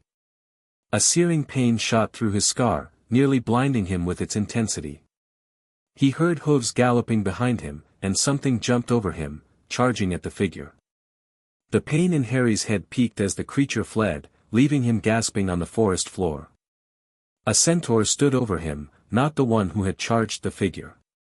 This one looked younger, with white blonde hair and a palomino body. Are you all right? The centaur asked, pulling Harry to his feet. Yes, thank you, what was that? The centaur didn't answer directly. Instead, he studied Harry's scar with pale, sapphire blue eyes. You are the Potter boy. You had better get back to Hagrid. The forest is not safe at this time, especially for you. Can you ride? It will be quicker this way. Harry clambered onto the centaur's back. As they traveled, the centaur, who introduced himself as Firenze, explained what Harry had witnessed. Do you know what unicorn blood is used for, Harry Potter? No, said Harry, startled by the question. We've only used the horn and tail hair in potions. That is because it is a monstrous thing to slay a unicorn, said Firenze. Only one who has nothing to lose, and everything to gain, would commit such a crime. The blood of a unicorn will keep you alive, even if you are an inch from death, but at a terrible price. You have slain something pure and defenseless to save yourself, and you will have but a half-life, a cursed life, from the moment the blood touches your lips. Harry stared at the back of Firenze's head, dappled silver in the moonlight. But who'd be that desperate? If you're going to be cursed forever, death's better, isn't it? It is, Firenze agreed, unless all you need is to stay alive long enough to drink something else, something that will bring you back to full strength and power, something that will mean you can never die. Do you know what is hidden in the school at this very moment? The Philosopher's Stone. Of course, the elixir of life. But I don't understand who. Can you think of nobody who has waited many years to return to power, who has clung to life, awaiting their chance? A cold feeling of dread washed over Harry. Do you mean that was Vol, Harry? Harry, are you all right? Hermione was running toward them, Hagrid puffing along behind her with Neville and a shaken-looking Draco. I'm fine, said Harry, hardly knowing what he was saying. The unicorn's dead, Hagrid, it's in that clearing back there. As they walked back to the castle, Harry recounted what had happened in the forest. Ron, who had been waiting up for them in the common room, listened with growing horror. Snape wants the stone for Voldemort, Harry concluded. With the elixir of life, Voldemort will be able to come back. Ron flinched at the name. Stop saying the name. Firenze saved me, but he shouldn't have done so, Harry continued, pacing frantically. Bane, another centaur, was furious, talked about interfering with what the planets say is going to happen. They must show that Voldemort's coming back. Bane thinks Firenze should have let Voldemort kill me. I suppose that's written in the stars as well. Will you stop saying the name? Ron hissed. So all I've got to wait for now is Snape to steal the stone, Harry went on feverishly, then Voldemort will be able to come and finish me off. Harry, everyone says Dumbledore's the only one you know who was ever afraid of, Hermione said reassuringly. With Dumbledore around, you know who won't touch you. As dawn approached, they finally went to bed, exhausted but with minds racing. Harry's dreams were plagued by the hooded figure dripping with unicorn blood. The following day, Harry received a brief, cryptic note from Draco, meet me in the library. Alone. It's about last night. Curious and wary, Harry slipped away from Ron and Hermione after lunch. He found Draco in a secluded corner of the library, surrounded by ancient books with titles like Darkest Beings and Magical Resurrection, Myth and Reality. What's this about? Harry asked, sliding into the chair across from his cousin. Draco glanced around nervously before leaning forward. That thing in the forest, I know what it was. Or who? Voldemort, Harry said bluntly. Draco flinched violently. Don't say his name. Fine.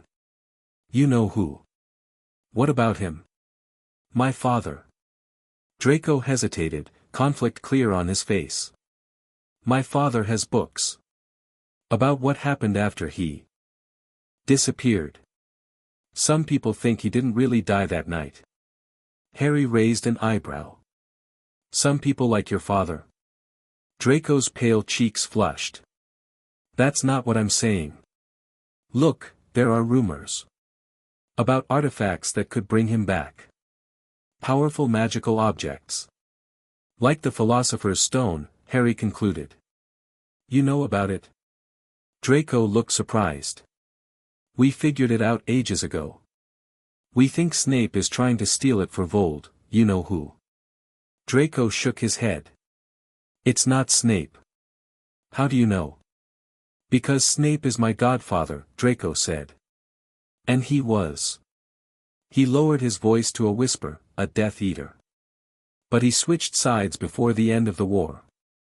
My father told me. He's one of the few who knows. Harry stared, mind reeling. Snape was a Death Eater. Was, Draco emphasized. He's protected by Dumbledore now. Father says he's a traitor to the cause. What cause? Voldemort's been gone for 10 years. Not for everyone, Draco muttered, so quietly Harry barely heard him. A cold feeling settled in Harry's stomach. Draco, what do you know? His cousin wouldn't meet his eyes. Nothing specific. Just, overheard things. About the Dark Lord's return being inevitable. About those who remain faithful being rewarded. And your father? Is he, waiting for that reward? Draco's head snapped up, eyes flashing. Be careful what you're implying, Potter Black. I'm not implying anything, Harry said evenly. I'm asking a direct question. My father was under the Imperius Curse, Draco recited, sounding like he was repeating a well-rehearsed line. He had no choice. Right, Harry said skeptically. So why are you telling me this? Warning me? Draco looked conflicted again. Because you're family. And because I saw what that thing was doing to the unicorn. It was. He swallowed hard, it was evil. Pure evil. Harry studied his cousin, seeing genuine fear in his eyes. Thank you, he said quietly. For the warning. Draco nodded stiffly, then gathered his books and stood. Don't tell anyone we spoke. Especially not Weasley. What about Snape? If he's not after the stone, who is? Draco paused. Think about who else was in that forest with us.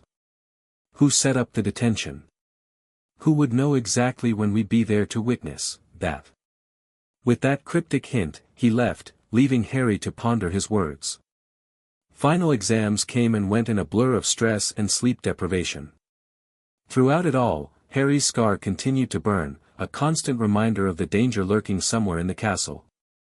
As they left their last exam, History of Magic, Harry, Ron, and Hermione collapsed under a tree by the lake. It's got to be tonight, Harry said suddenly, rubbing his throbbing scar.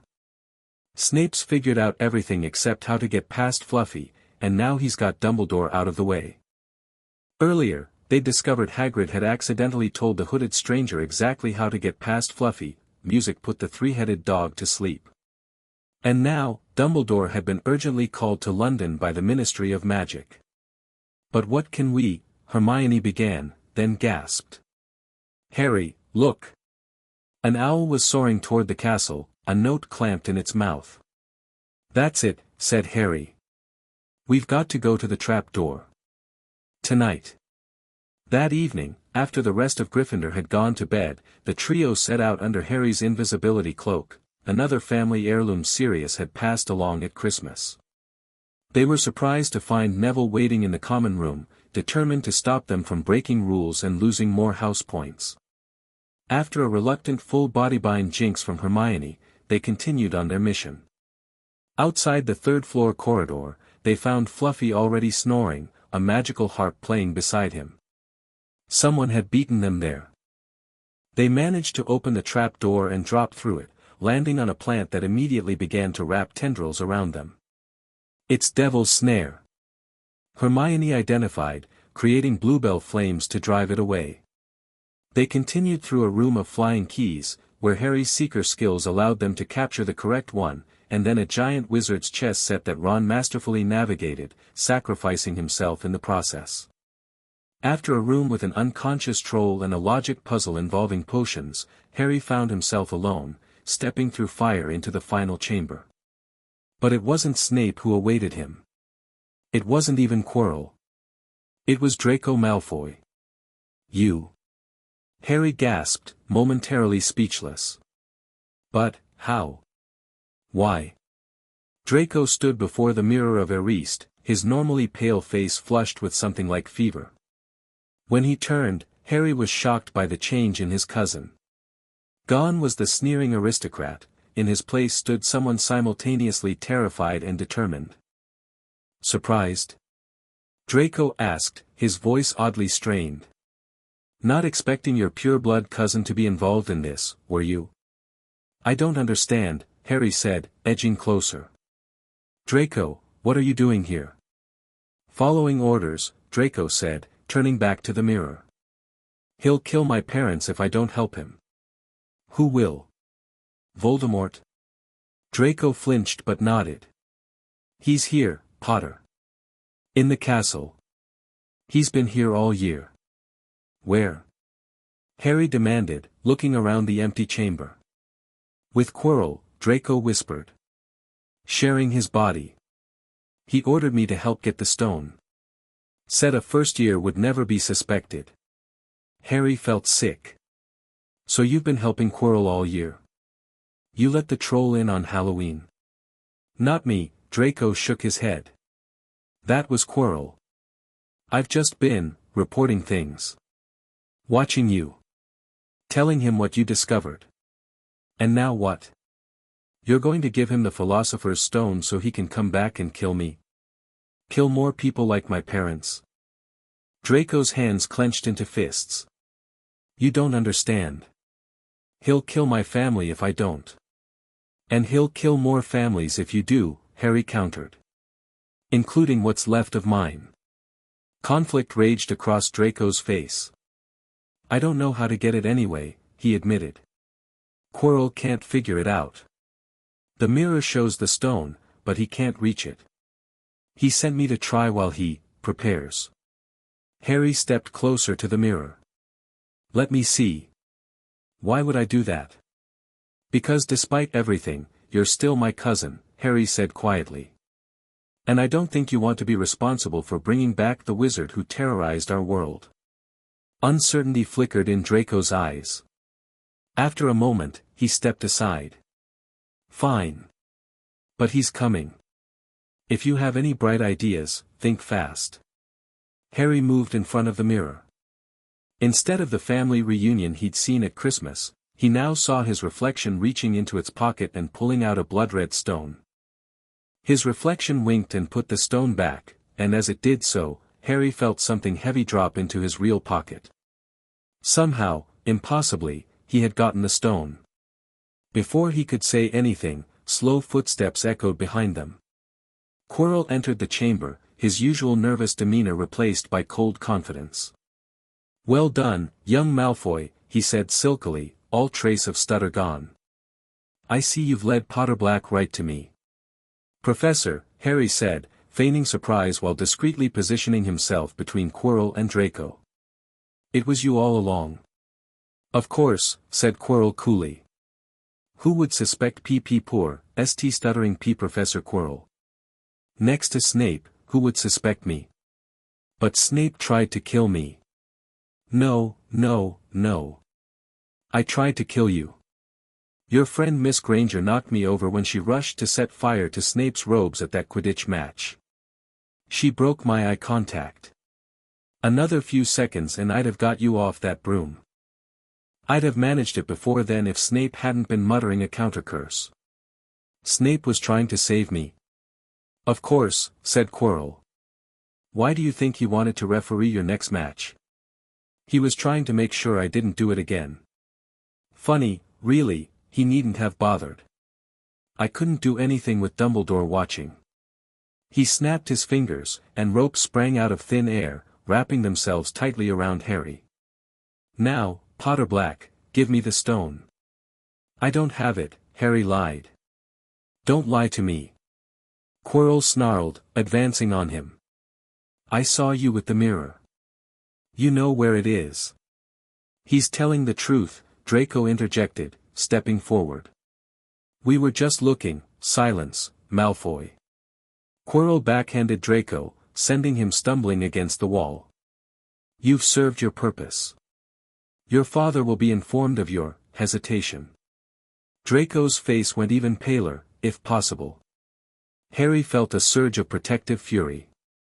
Whatever their differences, whatever Draco had done, they were still family. "Leave him alone," Harry growled. "Your fight is with me." "My fight?" Quirrell laughed, high and cold. "Oh, this is so much bigger than you, Potterblack. My master has been waiting. Let me speak to him, face to face." Came a voice from seemingly nowhere, a voice so filled with evil that it made the hairs on the back of Harry's neck stand up. "Master, you are not strong enough. I have strength enough, for this." Slowly, Quirrell unwrapped his purple turban, turning so that the back of his head faced Harry. Where there should have been a back to Quirrell's head, there was a face, the most terrible face Harry had ever seen. Chalk white with glaring red eyes and slits for nostrils, like a snake. "Harry Potter." It whispered. "See what I have become. Mere shadow and vapor. I have form only when I can share another's body. But there have always been those willing to let me into their hearts and minds.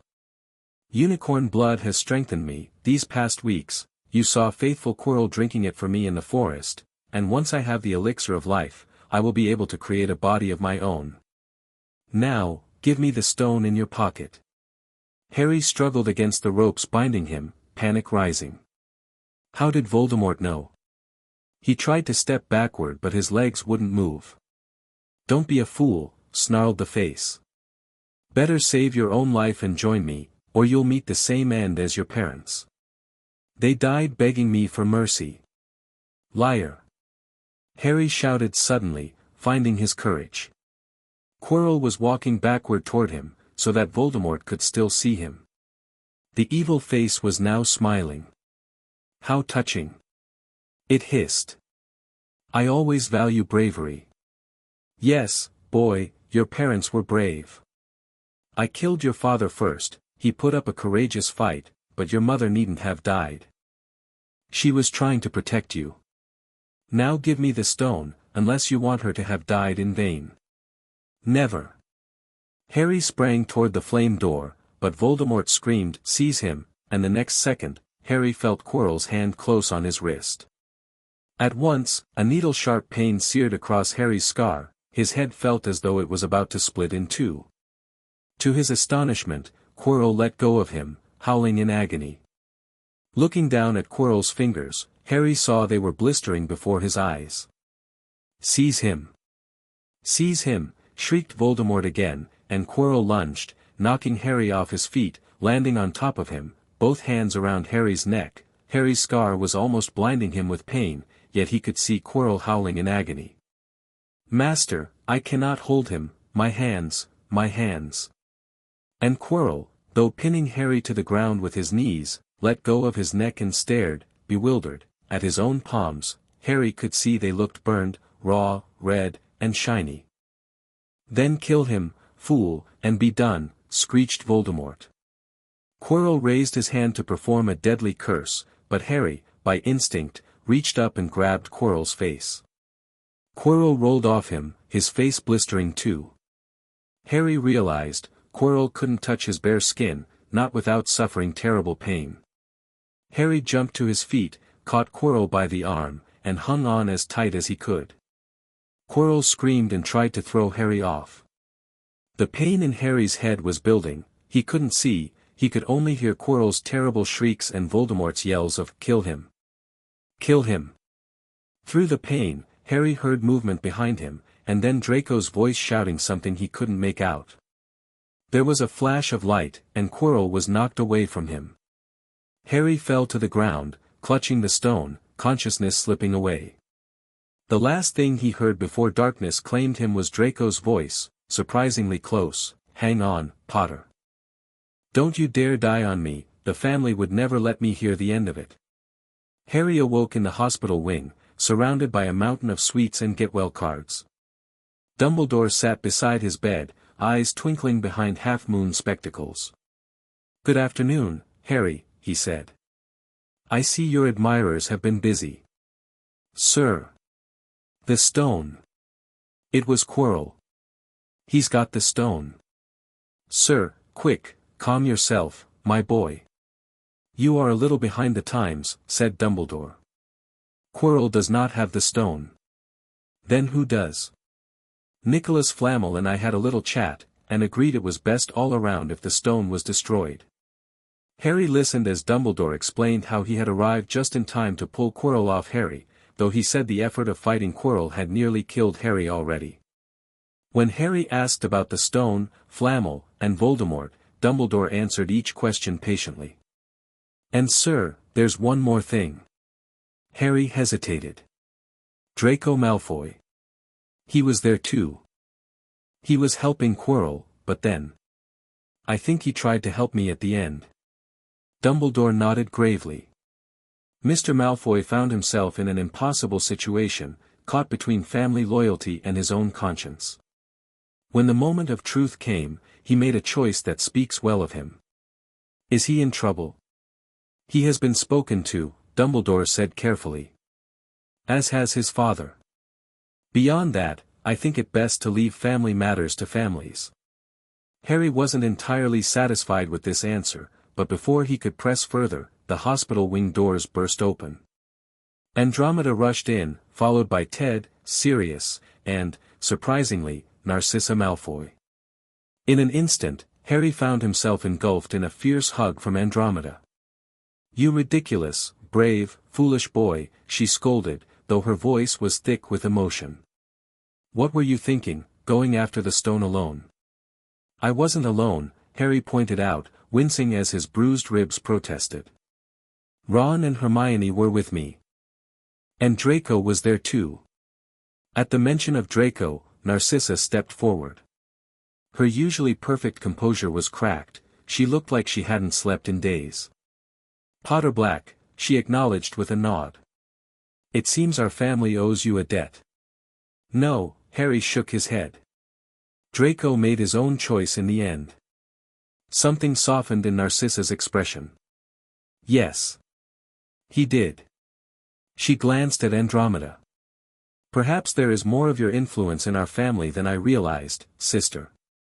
Or perhaps there is more good in the black blood than either of us were taught to believe, Andromeda replied quietly.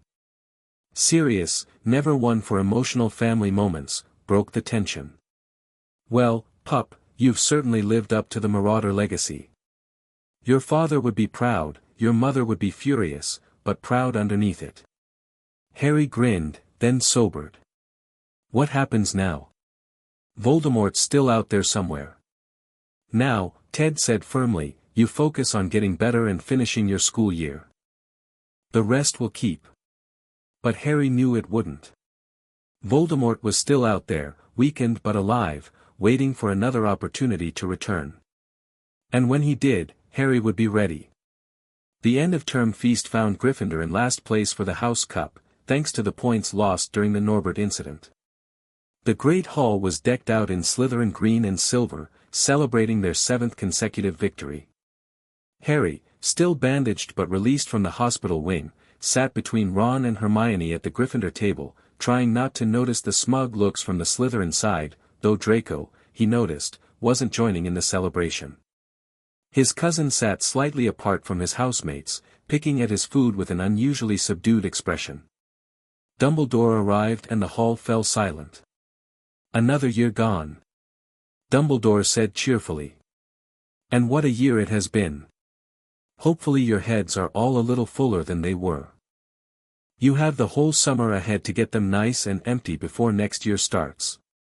After a few more pleasantries, he moved on to the House Cup standings. In 4th place, Gryffindor, with 312 points, in 3rd, Hufflepuff, with 352, Ravenclaw has 426, and Slytherin, 472.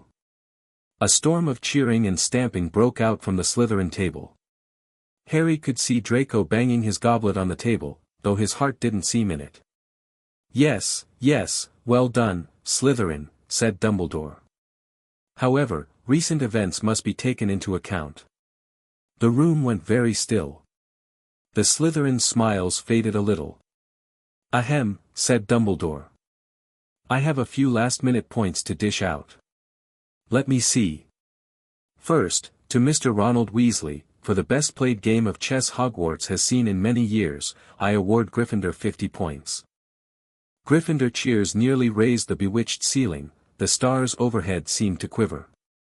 Second, to Miss Hermione Granger, for the use of cool logic in the face of fire, I award Gryffindor 50 points. Hermione buried her face in her arms. Harry strongly suspected she had burst into tears. Gryffindors up and down the table were beside themselves, they were 100 points up. Third, to Mr. Harry Potter Black, said Dumbledore. The room went deadly quiet. For pure nerve and outstanding courage, I award Gryffindor 60 points.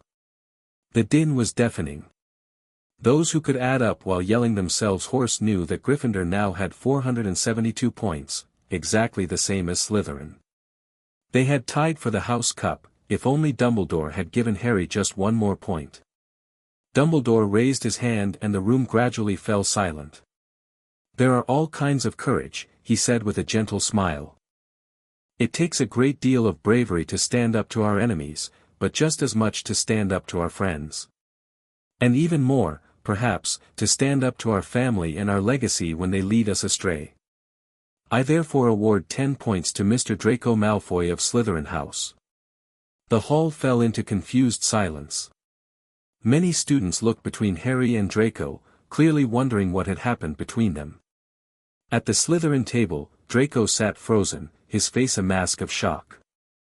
Slowly, heads turned toward the giant hourglasses that recorded the house points. Sure enough, 10 green gemstones had fallen into the Slytherin counter. Which means, Dumbledore called over the stunned silence, we have a tie for the House Cup. For the first time in Hogwarts history, both Slytherin and Gryffindor shall share the honor. With a clap of his hands, the decorations changed, half the banners turned red and gold while the other half remained green and silver. The reaction was mixed, some cheered the historic occasion while others seemed unsure how to respond to sharing the glory. At the Slytherin table, Draco was receiving puzzled looks from his housemates. Across the hall, Harry caught his eye and raised his goblet slightly. After a moment's hesitation, Draco returned the gesture, a faint smile playing at the corners of his mouth. The tie felt symbolic somehow, a bridge between the houses, just as Harry himself straddled the worlds of his Potter heritage and his Black upbringing. Perhaps there was hope for unity after all, even in the face of the darkness that Harry knew was coming. The journey home on the Hogwarts Express was bittersweet. Harry, Ron, and Hermione shared a compartment, swapping addresses and making plans to meet over the summer. About halfway through the trip, there was a knock on their compartment door. Draco stood there, flanked as usual by Crabbe and Goyle, though they looked confused to be stopping at Harry's compartment. "A word, Potter Black?" Draco asked, his tone carefully neutral. Harry stepped into the corridor, ignoring Ron's suspicious glare. "I wanted to." Draco seemed to struggle with the words. "That is, Mother suggested I should." "Thank me." Harry supplied with a slight grin. Draco scowled. "Don't push it." He glanced back at his confused cronies, then lowered his voice. "Look, what happened with the stone, that wasn't supposed to go that way." "I didn't know what he really was until it was too late." "I know," Harry said quietly. "And when it mattered, you made the right choice." "I didn't do it for you," Draco said quickly. "I did it because..." He trailed off, unable to articulate his reasons. "Because it was the right thing to do," Harry finished for him. "That's all that matters." Draco looked uncomfortable with this assessment but didn't contradict it. "Mother says you're to come stay with us for a week this summer." Aunt Andromeda already agreed. Harry raised his eyebrows, surprised. "Seriously? After everything that happened?" "Family is family," Draco shrugged, echoing the words Harry had said to him at the start of the year. "Besides, Father's been unusually accommodating lately. Something about reassessing certain alliances." Harry suspected Lucius Malfoy's change of heart had more to do with Dumbledore's intervention than any genuine shift in loyalty, but he kept that thought to himself. "Well, tell your mother I look forward to it." Draco nodded stiffly, then glanced at Harry's compartment where Ron was watching them suspiciously. "Your choice in friends remains questionable, Potter Black." "My family's not much better," Harry replied with a grin. "Present company included." To his surprise, Draco actually smiled, a small, genuine smile without his usual sneer. "See you this summer, cousin." As the train pulled into King's Cross, Harry found himself oddly reluctant to leave. Hogwarts, with all its dangers and discoveries, had become a second home. Still, the sight of Andromeda, Ted, and Tonks waiting on the platform brought a smile to his face. Sirius stood slightly apart from them, drawing stares from passers-by who recognized the once infamous wizard. "Ready for summer, pup?" Sirius called, helping with Harry's trunk. "More than ready," Harry agreed. "Though I'll miss magic." "Who says you can't do magic at home?" Sirius winked. "The Ministry trace only works if you're in a primarily Muggle household. Black Manor has so much ambient magic they can't tell who's casting what." "Sirius!" Andromeda scolded. "Don't encourage him." "What?" "The boy faced you-know-who and lived, again. I think he's earned a bit of unsupervised spell work." As they made their way to the exit, Harry noticed the Malfoys waiting near the barrier. Narcissa nodded politely to Andromeda while Lucius pretended great interest in a nearby advertisement. Draco caught Harry's eye and gave a small wave when his father wasn't looking. On the other side of the station, the Weasleys were gathering their brood. Mrs. Weasley spotted Harry and hurried over, pulling him into a bone-crushing hug. "Oh, Harry dear. Ron's told us everything. Are you all right? Such a terrible ordeal for you." "I'm fine, Mrs. Weasley, really," Harry assured her, touched by her concern. You must come and stay this summer, she insisted, then noticed the assembled Black family and faltered slightly. That is, if your family permits. Andromeda stepped forward, extending her hand. Andromeda Tonks. Harry speaks very highly of your son Ron. Mrs. Weasley seemed surprised but shook her hand warmly. Molly Weasley. Ron's absolutely taken with Harry, says he's the best friend he's ever had. Perhaps we can arrange for the boys to spend time together this summer, Andromeda suggested. Harry would benefit from experiencing a different kind of wizarding household. Harry knew his aunt well enough to hear the carefully measured words. The Blacks and Weasleys represented opposite ends of wizarding society, old money versus limited means, traditionalist versus progressive, Slytherin versus Gryffindor. That Andromeda was reaching across that divide spoke volumes about how much she valued Harry's happiness. Arrangements were made, contact information exchanged, and final goodbyes said. As they left the station, Harry felt a curious mixture of contentment and anticipation. His first year at Hogwarts had been more dangerous, more challenging, and more rewarding than he could have imagined. He'd made true friends, confronted a mortal enemy, and discovered strengths he never knew he had. But summer awaited, and with it, time to prepare for whatever challenges his second year might bring. Harry had a feeling Voldemort wouldn't stay gone for long. When he returned, Harry would need all the allies he could get, from both sides of the complex wizarding world he straddled. Ready to go home? Andromeda asked, resting a hand on his shoulder. Harry looked up at his adoptive family, the elegant, formidable witch who had fought to raise him, her kind-hearted Muggleborn husband, their vivacious metamorphmagus daughter, and his roguish godfather, restored to freedom and family. Behind them, the wizarding and Muggle worlds continued their parallel existence, neither fully aware of the other. More than ready, Harry said with a smile. Let's go home. Summer passed in a blur of sunshine and freedom. Harry divided his time between Black Manor, the Burrow, where the Weasleys' ramshackle home delighted him with its warmth and chaos, and a reluctant week at Malfoy Manor, where he and Draco maintained an uneasy truce that occasionally verged on actual friendship when no one else was watching. As July gave way to August, Harry celebrated his 12th birthday with an unprecedented gathering that spanned his complicated family connections. The elegant garden at Black Manor hosted a party where Weasleys awkwardly mingled with Malfoys, while Andromeda played mediator and Sirius deliberately provoked Lucius for his own amusement. Though tense at times, the celebration represented something important, the beginning of bridges between worlds that had long been separate. Mental, isn't it? Ron whispered to Harry as they watched Molly Weasley engaging in painfully polite conversation with Narcissa Malfoy. Never thought I'd see my mum having tea with the likes of her. They're trying, Harry shrugged. For me. Still weird, Ron insisted, though he grinned as the twins unleashed a modified filibuster firework that spelled out, "Happy Birthday Harry," in the sky, causing Lucius Malfoy to visibly flinch and Sirius to roar with laughter. After the guests departed, Harry helped Andromeda clean up the garden, working alongside her in comfortable silence until she spoke. "You've created quite the coalition, Harry," she observed, vanishing confetti with a flick of her wand. Blacks, Malfoys, Weasleys, all breaking bread together. It's unprecedented. I didn't exactly plan it, Harry said. Nevertheless, it's significant. Andromeda paused her cleaning to look at him directly. When the time comes, and I fear it will come, those connections may prove vital. Harry didn't pretend to misunderstand. You mean when Voldemort returns? Andromeda didn't flinch at the name. Yes.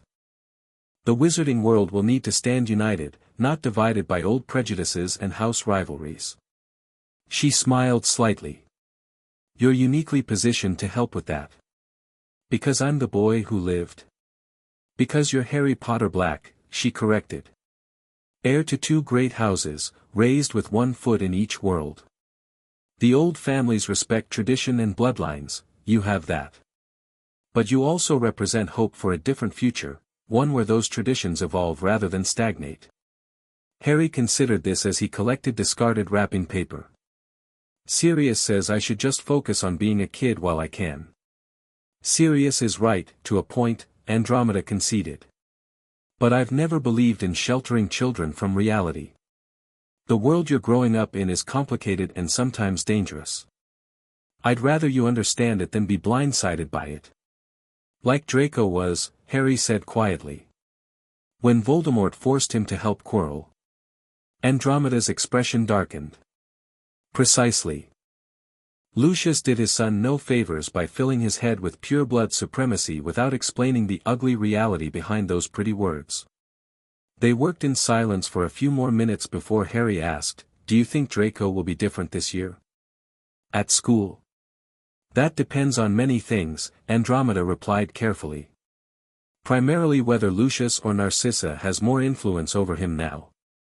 My sister loves her son fiercely, but she's been bound by her husband's choices for many years. She seemed different at my party.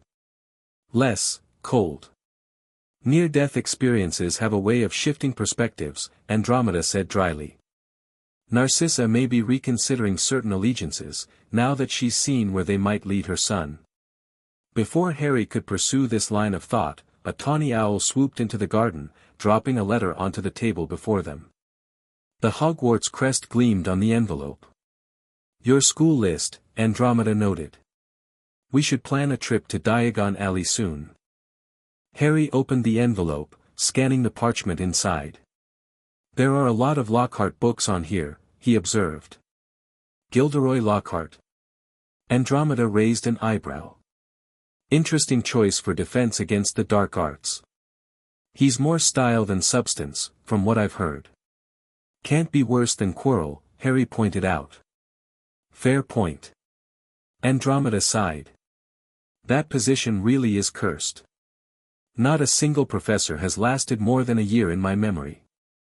Harry thought of Quirrell's terrible fate and shivered despite the warm evening air. Maybe next year we'll get someone who actually knows what they're doing. Perhaps, Andromeda agreed, though she didn't sound convinced. In any case, I've arranged to meet the Weasleys in Diagon Alley next Wednesday. Narcissa mentioned she's taking Draco that day as well.